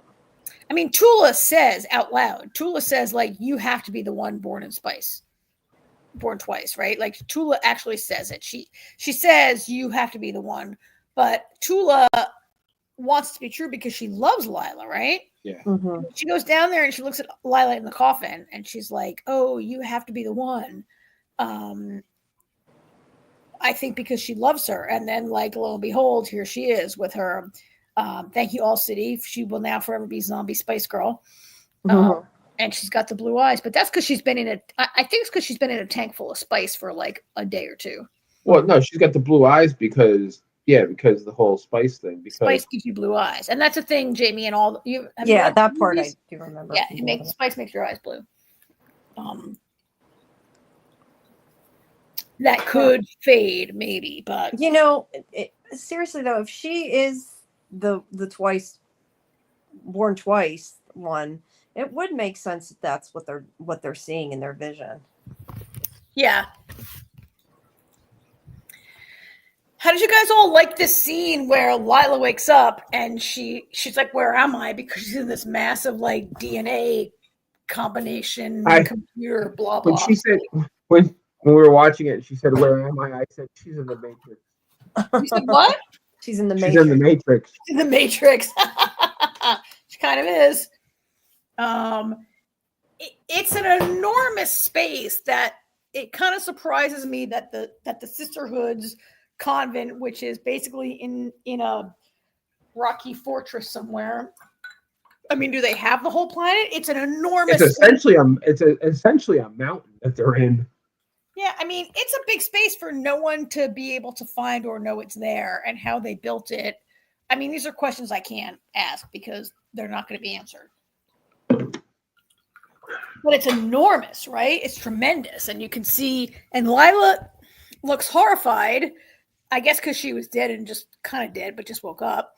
Although I have to say that this week on General Hospital, someone woke up out of a 4-year coma and was totally normal. And Lila was in a coma for like a day, and she's in a freak out. You still watch General Hospital? Oh, yeah. Now that I work at home, I totally watch General Hospital. But Lila was really... I'm interested to see what happens with her. And will she still be this meek little girl? She was the meekest of all the sisters, right? Yeah. And will that... So let's go on to meanwhile with the other sister. Meanwhile, in the Emporium. Meanwhile, holy crap, right? So this also was some crazy shit going on, but much more. So way back in the comments, when we first switched over to this set of comments, All City said, reminds me of Game of Thrones. This week's Valia storyline does remind me a little bit of Game of Thrones, where it's about great houses jockeying for political position. That's the part that, Jamie, I bet you didn't like this part of the story as much. Yeah, I mean, I don't know. I didn't mind that part of the story this time. I mean, I think if it's too many times, I may, but I was interested to know what was going to happen. It's like she went through so much trouble to like make the pieces fall into place so she could save the he's not called the king. What's he called? The emperor. And like it totally blew up in her face. So yeah. It was kind of my problem is I still don't know who to root for. Like I mean, she's not good. And definitely neither is Desmond, but it's like I kind of like, I guess, am rooting for her a little bit. Like I was a little disappointed that didn't work. I don't know. I'm not sure if I should be disappointed, but it's actually kind of funny because with this being a 10,000-year-old prequel, we kind of already know where things go. I mean, AJ, we know where it goes by the we just time don't know how it gets eventually. Not where we know that when the Bene Gesserit show up in Dune, what happens, but I can't tell you which sister is going to prevail right now. Like, I feel like Tula made some mistakes, but I think this episode made, as I texted, this episode made clear what we've always really kind of known, that Valia preaches sisterhood above all, but she's really House Harkonnen above all. Yeah. Right? Yeah. Or as like All City, basically they're all operating out of selfishness. They all are. Like Tula's operating out of her love for Lila, and Valia's operating out of like 50 years of anger or for something that happened 125 years ago.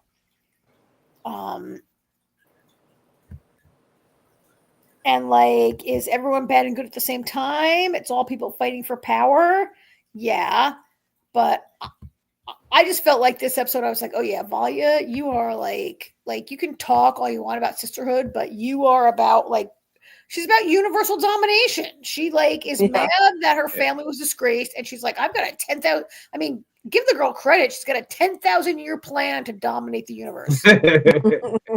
She is not one to give up. She doesn't have, it's not quite a 10,000. She doesn't know it's going to take 10,000 years, but I guess she hopes it only takes like 100 years. But yeah, she's planning to breed, an emperor that will be who she wants. But she also is all about her house, and so she goes home to see Uncle of Gainey. Still hates her.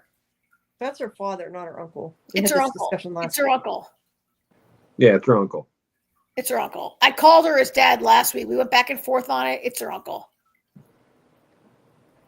Her dad is dead, and her uncle. She calls him uncle a couple times, I think. Okay. Yeah. I think. And Harrow calls her aunt. I think Harrow is the son of Evgeny, and he calls her aunt. And this guy, yeah. So I was confused. I was confused by him calling her aunt because I feel like she'd be his, like they'd be cousins actually. Yeah, I know. Like who? So I think there were some young. I don't think it's important. I just thought it was interesting. Back a couple episodes ago, when they were living on their whale for a planet in the snow, there were a couple of younger siblings sitting around who never spoke. Like Griffin is dead, and there's Tula and Valia, but there were a couple of younger siblings. I think he's the child of another. Maybe he's the youngest child of her youngest sibling or something. His name is Harrow Harkonnen. This guy is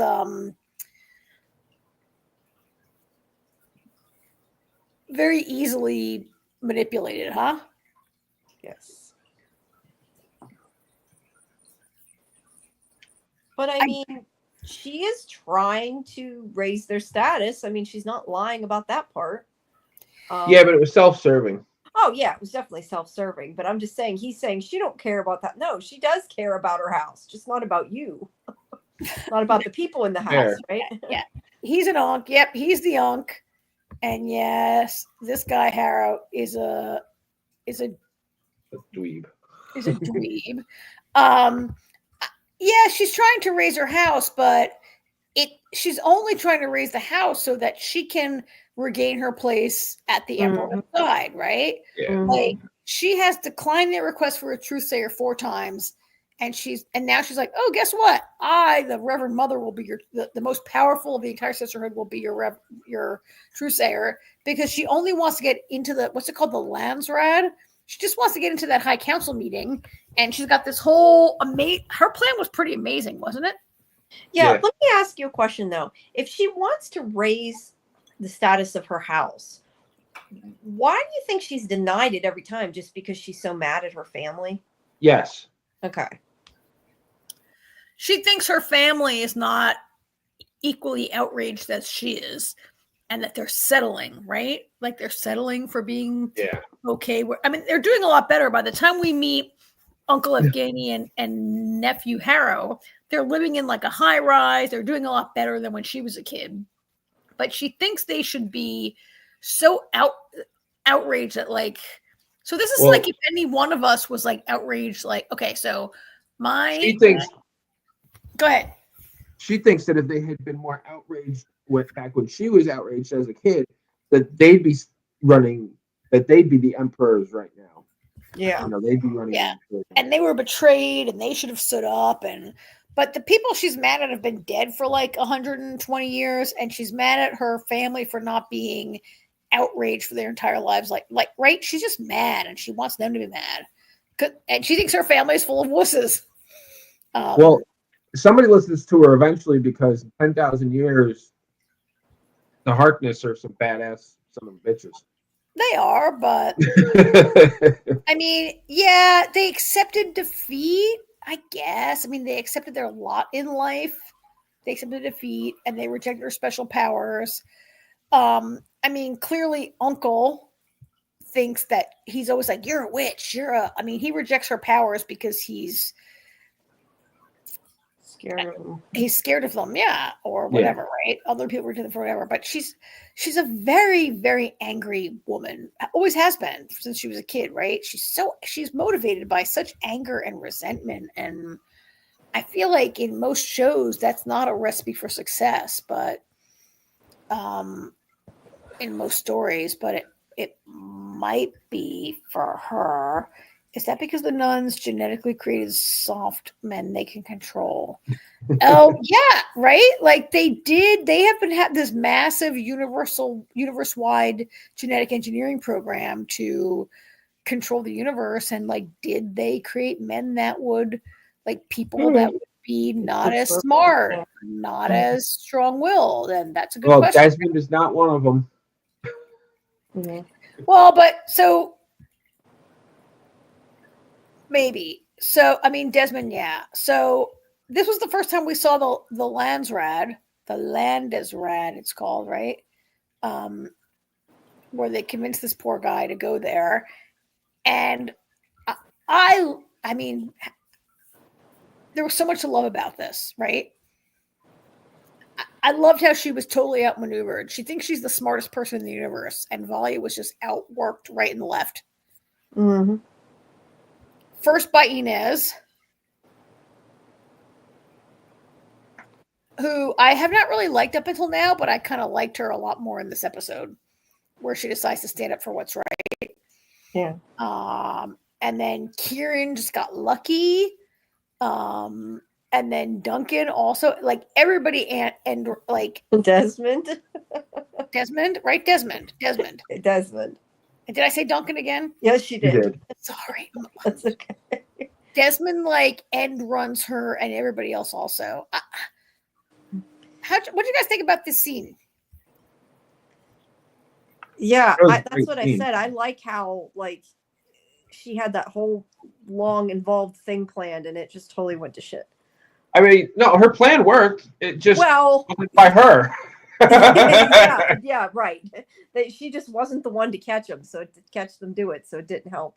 All City's asking if we caught that the sword teacher is the son of the kid that survived the forest poison. We talked about this last week. I don't think they've actually said it, but it's kind of implied. Did we make a decision if we think that or not? Yeah. In this episode, Kieran says to he makes a comment about his my father survived a tragedy, right? Yeah, so I think that confirms it. I think that confirms it, right? He says my father survived a tragedy. Yeah. I think it confirms it. So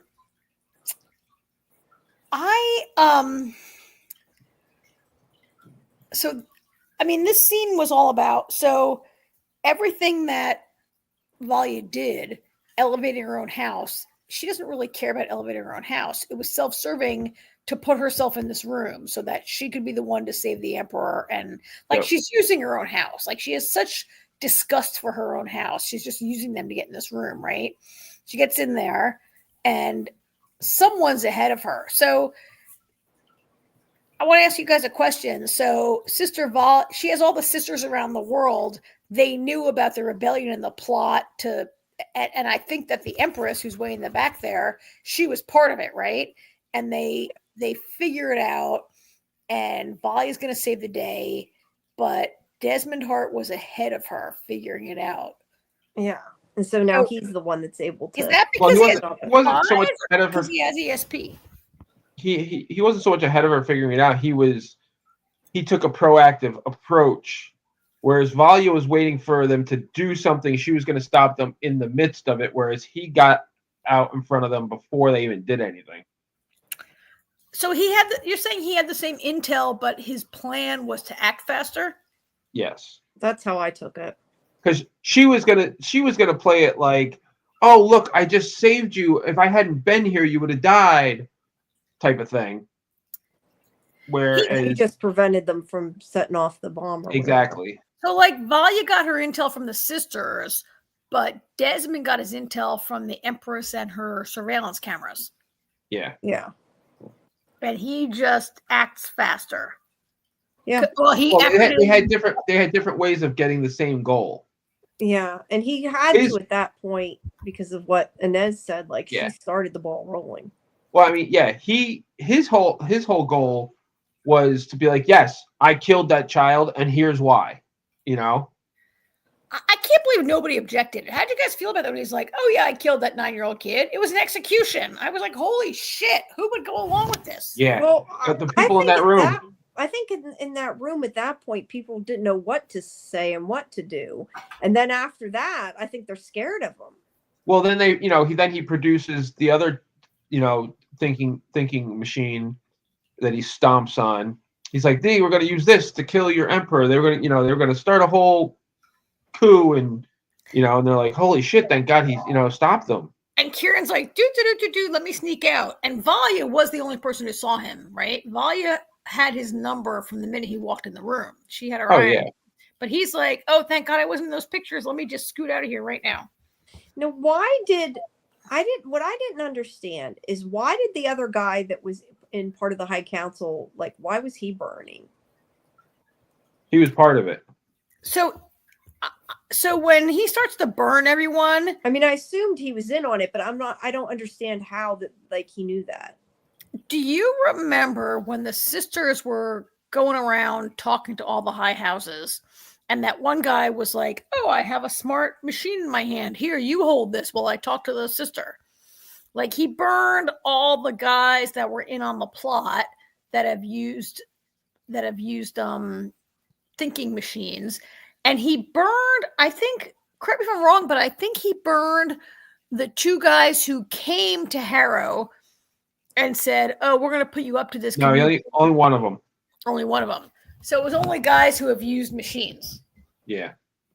He seems to have a special hatred for thinking machines. Like All City says, it was all the people that were in the footage. Oh, that comment was up there. It was everybody who was in the footage. So it was the two rebels, and then it was the lords that they spoke to who were in on it. Yeah.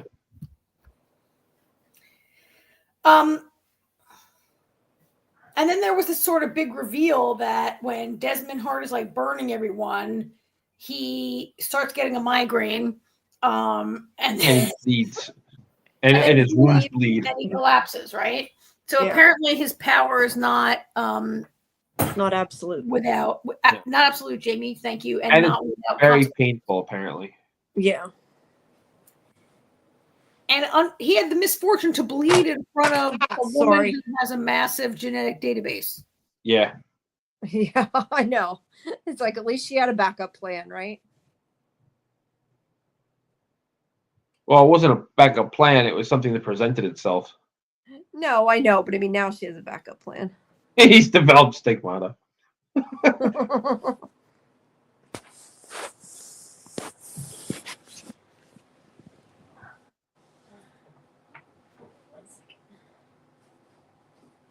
Why did everybody get quiet? Because I muted myself. Sorry. Okay, I just wondered what happened because I paused because I was picking up the cord I knocked over, and then everybody else got quiet at the same time, so I didn't know what happened. We got much more in this because you guys still got to talk about the other show. Yeah, we're about good on this. I mean, I mean, so this episode was kind of better, but at the end here, when Desmond Hart has his vision, is where I was kind of like, do I need to like smoke pot before I watch the show? Like, what is going on here? There is one more thing we have to talk about. I forgot. Yeah, what is it? The literal what the fuck moment at the end of the episode. Oh my God! Yes, Sister Theodosia. Holy shit! What the fuck? So Valia's been dragging. You guys, if you turn off my monetization because you swear too much, I'm going to be mad at you. Oh, we can't. What did I say? I'm sorry. But... swear. Just don't constantly swear. What the hell? So we'll go back to these few comments from All City also, but she's been dragging Sister Theodosia all around the world, the universe. And Theo's like, why am I here? Why am I here? And then we have this crazy moment at the end where Valia, there's not a picture of Griffin, but she talks to Griffin. I'm like, wait, he's dead. What's going on? And he's like, I thought she was dreaming like everybody else in the episode. Yes, and because he's been dead since she was a child, and he's like, you did the right thing, and I'm going to help you, blah, blah. And then there's this shape-shifting, she says, thank you, Theo, and there's this shape-shifting moment, and they had alluded to earlier where Theo's like, why am I here? And she's like, well, you have a special power. No, I'm never doing it again. I promise, blah, blah, blah. I don't understand what the point was of all of that. Yeah, and that was what I was asking you guys, like, was she supposed to actually be talking to him somehow through her, or was it because I can't see value? I have no idea. That just wanted to like see him for sentimental reasons or something. So I don't understand what it accomplished. I agree because Theodosia made a point of saying I had one condition that I would never do it again, and I think if it was just to indulge Valia's desire to talk to her brother, like it wouldn't be worth that sacrifice. Like, I don't know what her power is. And so I Googled, for 1 second, I did one Google search on to see what that was about. And apparently this might be something that's alluded to if you've read the books, you might have an idea about her ability. But I don't really know what it means or what All City is saying it was for closure, but that's what confused me. Like, Valia doesn't seem to be someone that would just needed to see him to get closure. Like, she doesn't seem like the person who would go through all that just for that. That's why I wondered if she was somehow actually talking to him. Well, Valia doesn't seem to me to be a person that could ever have closure. She's just not a person that's ever going to not be angry to me, right? I mean, you mean closure for Griffin's death? I get that, but I don't know why that would be something that she needs right now. So here's what people Google. It's called a face dancer. She's a face dancer. Face dancers are trained assassins with the ability to mimic others. They can be very dangerous and manipulative. I don't know why. Yeah, then maybe she just knew how painful it was going to be to have to talk to her family again, and she wanted to. I guess be able to. I don't know. To me, that's not a good enough explanation, though. Like, of why she would appear as. Yeah, because I just don't. I feel like Valia is not someone who is that sentimental. That she needed to see her brother just to say goodbye or just to see his face that seems wrong to me. Like, it just doesn't fit. Yeah. I mean, she loved her brother and he's her favorite person in her family, and she's turned him into a martyr in her mind, right? And like avenging his death is important to her.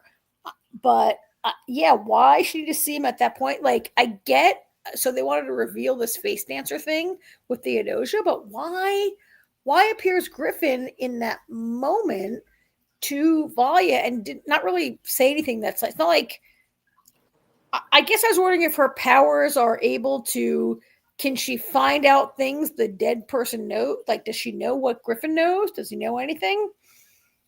It was so weird. I don't get the point of it.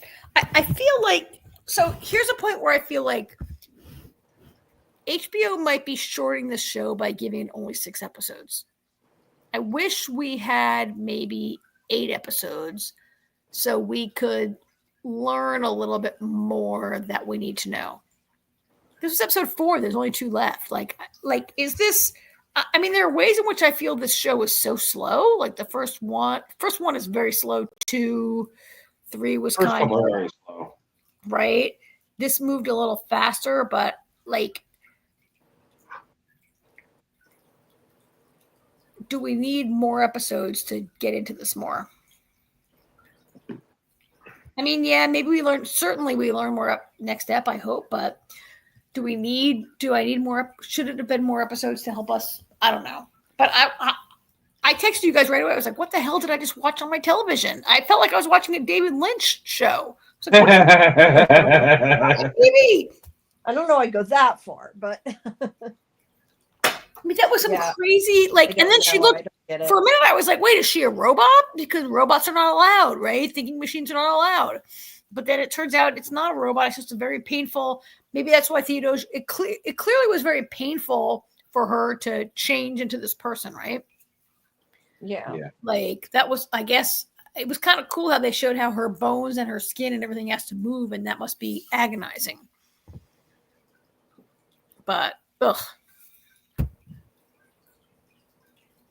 All right. Have we anything else, you guys, for this one? I don't know. I'm just confused by that. I'm just still like, what? Like, I don't know. I thought after we talked about it, I would know, but no, I don't know.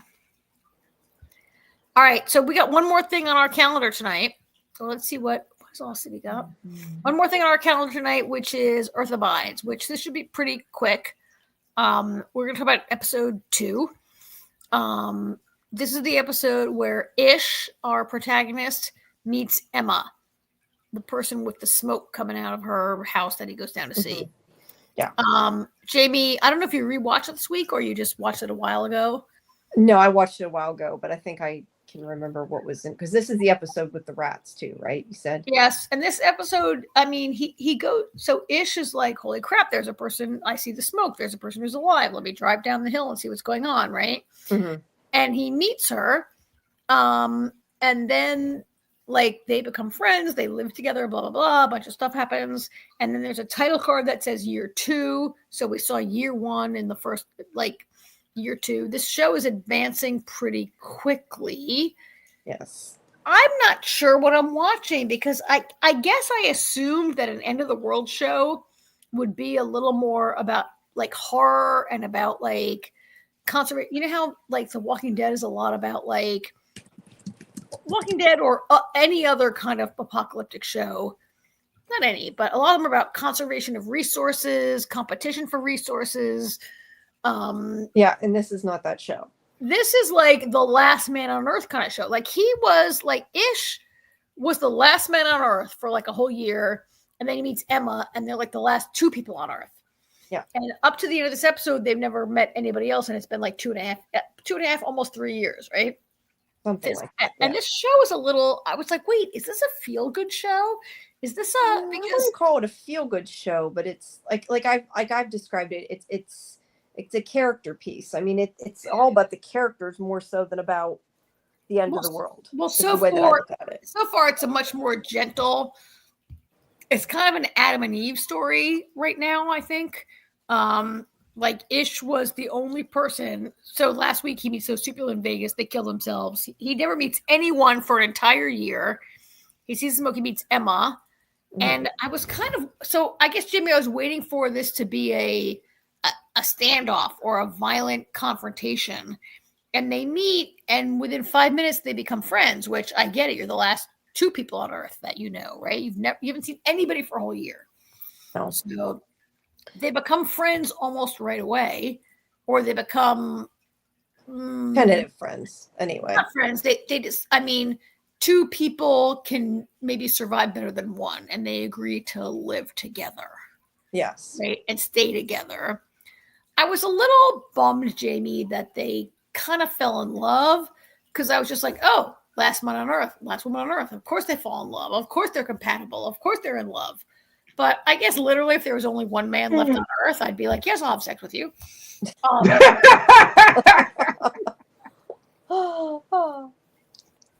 No, seriously, they literally have not seen another person for like a year and a half, right? Right. But they fall in love. I was a little like, are they really going to fall in love? But it kind of made sense. Yeah, I mean, I think this show, I mean, it's called Earth Abides. It's kind of like the earth keeps moving and how people adapt to it, I guess, is kind of how I look at the show.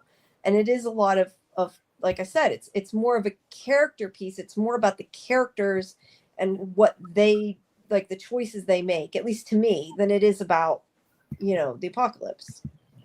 It's not, I mean, not that there aren't things about the end of the world and everything, but that's not, at least right now, not what the focus is on. It's about, their relationship, them getting closer, and their, procreating. Well, I mean, basically. It's about survival. Also, yes, that too. Right? I mean, they have to survive, and he has been surviving for a year and been doing okay.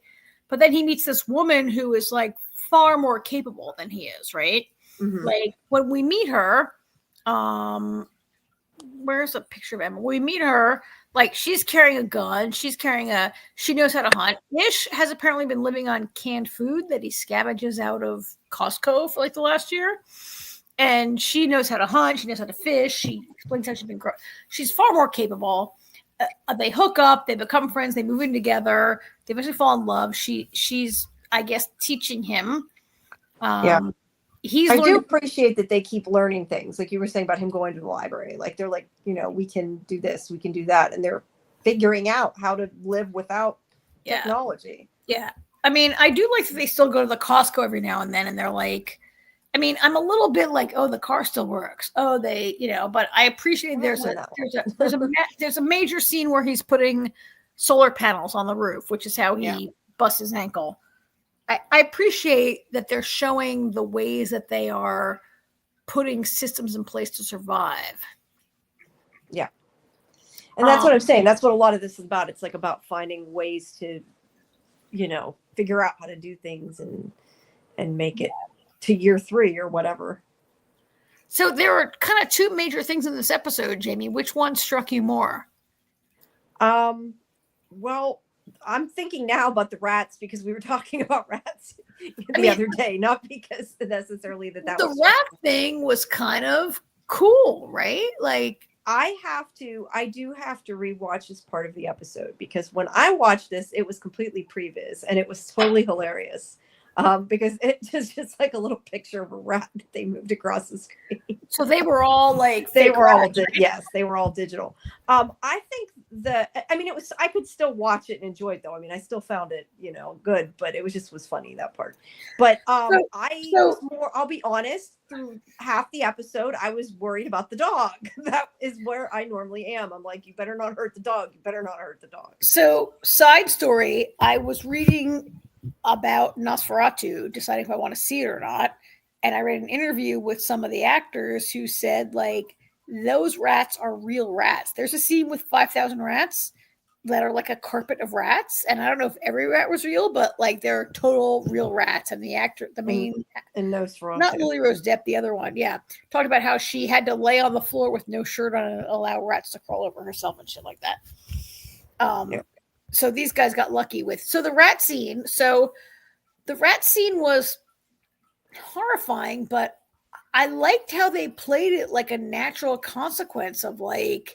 Yeah, I didn't know that many rats would congregate, I guess. But I guess that like without people and stuff, things like that would happen. But yeah, that was kind of terrifying. I mean, I liked how Emma said, for every rat you see, there's 100 more you don't see. And so I live in a city, and there are no rats in my part of the city. But like sometimes if I drive downtown, I might see a rat run across the street, like one rat. Maybe I see one rat every like 2 months. But there's obviously more rats around, right? And they're everywhere. And I get that part where rats would survive and then they would be hungry and they would come. Yeah, they're probably in the sewers or whatever, underground, and they'd come up and after they've eaten everything in the city and all the corpses and all the trash, there's nothing to eat, and now you're going to cook a side of beef out in your backyard. Well, yeah, they're going to come, right? I don't know if that's biologically correct, but it was certainly a great kind of story. I was worried about the dog also. When I did not see that dog, I was like, oh my God, they will eat Lucky alive. And sure enough, that was horrible, right? The whole thing was horrifying. Yes. But they saved Lucky. They saved Lucky. I also love the part where they were like, one day the cat, like the whole part where the cats, they're like, one day they were gone. The cats like. The feral cats would be. Which I question if the feral cats would cause a problem maybe too.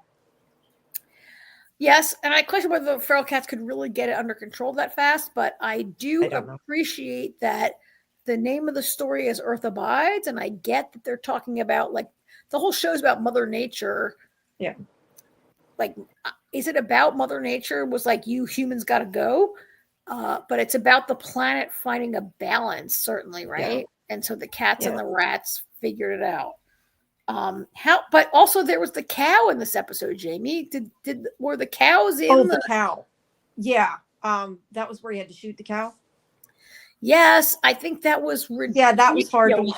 It's like this poor cow. Like, I don't know. I was thinking, like, to begin with, wouldn't it have made more sense to get it to follow you and then kill it in your own yard instead? I know. Would it make more sense to shoot a squirrel, or it's the first thing he's ever killed, and he shoots a big. Yeah, that was a little. Because I also felt like there's no way two people can consume an entire cow before it goes bad without a freezer in any way before it goes bad, right? And shouldn't you keep the cows for milk and shoot? Yeah, I would think that the cow would have been more useful to milk. I agree with that. Well, and I think a cow has like I said, even if you're going to kill it, why not at least make it follow you there and then kill it? It seemed like that would have been a lot less work. And it was horrible because he shoots it and then you hear off screen you hear it bellowing in pain. Yeah, that was awful. Yeah, right? I had a hard time watching that part too. But a cow has a very big and thick skull. I'm like, oh my God, like like when he says to Emma, you've done all the hunting, I'll go now. And she never says, like, you have no fun clue what you're doing. Like, go shoot a bunny, go shoot a squirrel, go shoot something that's definitely going to be killed with your first bullet. But he finds the biggest animal he can find, Well, at And then least he it had- wasn't Run that would run away from him. Maybe he figured it was easier. that made it so much worse though, right? Yes, I know it did. Because like, he made it suffer too, because he didn't shoot it and right. the cows didn't leave, and they were right. And then he has no idea how to butcher it. Like he literally has a book, like he's read it for the first time. Like, I'm sorry, Jamie, but He didn't if I knew plan I it was well. going to have to butcher an animal, I would read that book for like 3 months before I go out there. He's got the book, and he's like, "Oh, cut from tabby to sloppy." This is after she's pregnant, though, right? It's after she's pregnant. Yeah, that's what I thought. So I think he was just kind of freaking out and felt like he needed to do something now. Like and because he had for the whole show had been like such a I say whole show, the second episode, I know, but to this point he's been like a planner. Like he has read his books and figured things out. He's been very methodical, and I feel like he was just like, I got to do it now, and he didn't take the time to plan it very well. And I think he's just scared. That's how I felt about it. But I kind of felt like Emma, who talks about how she was raised hunting and fishing her entire life, that told him not that he needed to do more than that. Well, that he might have learned something about having respect for the animal you're killing to feed yourself. Like most hunters who are good sportsmen have a real respect for the animal that they kill, and they do it. They want to do it in a humane manner, and they are only killing what they need to eat. And he goes out and he kills the most docile animal he can find, which they can't possibly consume all of it. He has no idea how to butcher it. I'm like, what is he doing? I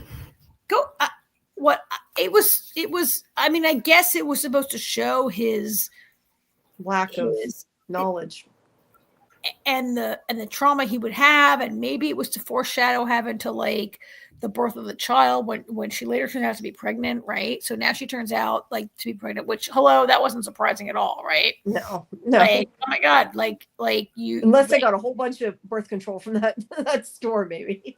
Yeah, right. And she's pregnant, and I knew, Jamie, that she had kids. I knew she was going to say, "I've done it before." That line was so predictable. Like you knew that. I agree with that. Even before she snuck around and got out her pictures of her kids who had died, I knew she was going to say she'd had kids before. And I guess maybe butchering the cow was a little bit foreshadowing of another. I mean, not that he's, but another kind of experience with a natural kind of, I don't know. That was thank God she'd had 2 kids. I did feel, Jamie, I'm not sure I really believed when she was like, oh, the shoulder is coming first. If you put your hand you got to turn it around. I don't know that it would have been that easy to explain to him how to do that. But no, and she says, don't look in the book. And I'm like, oh my God, let him look in the book, right? Like, I'm kind of surprised that he hadn't already read the book and known every single possibility that could go wrong. Mm-hmm. And that he would be like, oh, it's the shoulder first. But they had this very, very intimate experience when they have the baby. I was kind of surprised that in episode 2, there's already a baby. Like, this show is moving fast. Like, time does move fast. Yes. Episode 2, it's year 2.5. They had a baby. By the episode, the baby is pretty big. They're carrying it around. I thought I was watching. I thought it was going to be like a more Walking Dead-ish kind of. And that's why I said this is not. This show is definitely a lot different from everything else. I mean, a lot of people read the book. It's like a, award-winning book that it's based on. But no, that's what I said. It's not really, it is about the end of the world, but more so than the end of the world, it's about how people are adapting to it. And it's not so much. People, there's 2 of them. There's 2 people right now. But like I said before, clearly you're not going to have a show with 10 episodes or whatever with only 2 people. But there were 2 people who killed themselves last week, right? Yeah, there's going to be, some. And, but the point is, it's kind of about how the earth keeps going and people figure out a way. That's kind of what it's about. And is it's just different. That's what I feel like it's about. And I feel like it's different than anything I've seen. It's not a super fast moving show. The time's moving fast, but it's not like an action packed, fast moving show. There are things that are like that, like the rats and that, but it's more about them. Yeah. I do feel that it a little bit so far is about like Mother Nature doesn't care like Earth abides. The planet wiped us out. We deserved it. We earned it. We deserve what? Did we deserve it? Did we not deserve it? That's not really what this is about, but humans are wiped Earth out. keeps going. Right now, these are so far 4 people have been on the planet, 2 are dead. And that Mother Nature is going on, and you can it's a little bit, I don't know, it feels a little bit Adam and Eve, and it feels a little bit like the Earth doesn't need us. I mean, I guess maybe they'll meet more people, but I don't know. On the one hand, do I need more people? It's TV. There should be more people. On the other hand, the idea of just 2 people is kind of interesting, and for it not to become like a typical Walking Dead type of thing. Yeah, it's definitely not a typical apocalyptic thriller type show. Yeah. But yeah, I don't know. I found it interesting. I cared about the characters and wanted to see, I did. how things would go. So this episode was very anti-animal. Yes. Uh-huh. Yes. And Also, I always watch a show like also this. I'm like, as soon as they did this episode, I'm like, I'm going to continue to worry about that dog for the whole show, ain't I? Well, also, he built the chicken coop, and I assume the rats probably ate all the chickens. And the rats tried to eat the dog, right? Which, not surprising, that poor dog. Which I would be like, if I saw 10,000 rats coming up the street, I would have went and got the dog before I did anything else. But he was okay. Yeah. Lucky was lucky. Yeah, but if they can't remember their dog is outside, I hope they can remember their baby. So we'll see. We'll see what happens. Is this 6, 8 episodes, this show, maybe? 6? I think it might be 6. I'm not sure. I'd have to look it up. I don't care. It's fine. Don't look it up. Okay. We'll see what happens. Yeah, it's, as far as I know, I said before though, I think it's like it seems like it's like a mini series. So I've never heard of the book before, but I guess it was a bestseller. Yeah, it was an award-winning book, which I know they've changed certain things and they've definitely, moved it up, because I didn't realize it had taken. I want to say when I was talking to Elise the other day, I think she said the 50s. I think. Who's Elise? The other actress that I talked to, she's she's a character she was saying, I think she said it was written, I want to say the 50s, don't quote me on that. Really? The transcript 50s? yet. Wow. Yeah, but it was, anyway, it's not super recent. So the show was sort of modernized, I guess a little bit to make it fit, or at least it feels like it to me, knowing that there's a big part of this episode where he's putting solar panels on the roof, so that must be that's true. Yeah. I'm saying that and I'm thinking it's fine. It's probably wrong. No, 1949. Oh wow. So it's not a new book, but it's interesting because obviously the part about it being a virus that was in the original, I'm assuming, but it's really like timely because we just went through a pandemic, so it feels like, I mean, it's the extreme version of it, but like it sort of feels like it's something that could happen. So that's interesting that it was written in 49, because that makes it post World War II, post nuclear bomb, right? Like the first time we dropped a bomb on a city and really annihilated, and it like such a large amount of people like that. Like that's interesting that it was written at a time that was in reaction to that, right? Yeah. And yet they've updated it to be, interesting. I'll have to think about that a little more. Yeah. All right. Well, I mean, I didn't know anything about the book other than. I didn't. I've never heard of it. So, I didn't know it was a book. I've never heard of it. Yeah, but I don't know. I like the show because it's different. It's not what I expected. Like I said, it's not super quick moving, but it's the kind of show it is. Well, it's not like one like our typical post-apocalyptic immediate like competition with other humans and guard and like Ish. He didn't even have a gun or any weapons at all, and didn't really need them. What is that noise? Is that you, AJ? He might be snoring. Maybe he fell asleep. Let's hope not. So all right. All right. But yeah, it seems that I So was going to say there is another. I'm watching to do a junket tomorrow. There's a movie coming out. It just reminded me because we're talking about this. Called Homestead. It's a Angel Studios film, but it's going to be I guess, a series too. But it's about a nuclear bomb being detonated. So it's sort of. I mean, it's completely different. But I just started watching it tonight. It's really good. is it good? And it's apocalyptic. Yeah, I like it so far. I didn't finish it yet. I had to stop to do the podcast. I'm gonna go finish it and watch the rest. So, but it's good. I got an email, like to get free tickets from Angel Studios to go to see it, but it sold out really quickly. But you know, Angel Studios, they make a certain kind of movie. Yeah. They have an ideological thing going on. I saw the Bonhoeffer movie with them last week. But yeah, it looked kind of interesting. So I'm interested to hear what you think about it. It looked kind of like a not bad movie. Yeah, so far I like it. Like I said, I didn't finish it yet. I got to go back and finish it, but so far it's pretty good. So that's what I'm covering tomorrow. Is the junket for that. Yeah, and then like tomorrow, obviously we have more from. So that's exciting. So remind everyone before we go. Yeah, guys, if you haven't heard yet, we have creator from John Griffin, and he's also the writer, obviously, and then Jeff Pinkner, who's the showrunner too, is on, and also the director and executive producer Jack Bender. They're all executive producers. So yeah, they're going to be on tomorrow at 6 p.m. and I put the link in the chat there, the direct link. Obviously, you can just go to our live tab, but direct link. But they're going to be on tomorrow at 6 p.m. Eastern, 3 p.m. Pacific, for an hour. So we have lots of time to ask them all our questions about what the hell is going on in the town of From.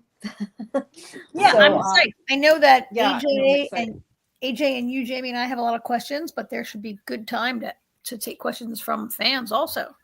Yeah, you guys can leave your your questions on the social media. There's a link there for X, or you can come live and post them, and we'll put them up on the screen live like we always do.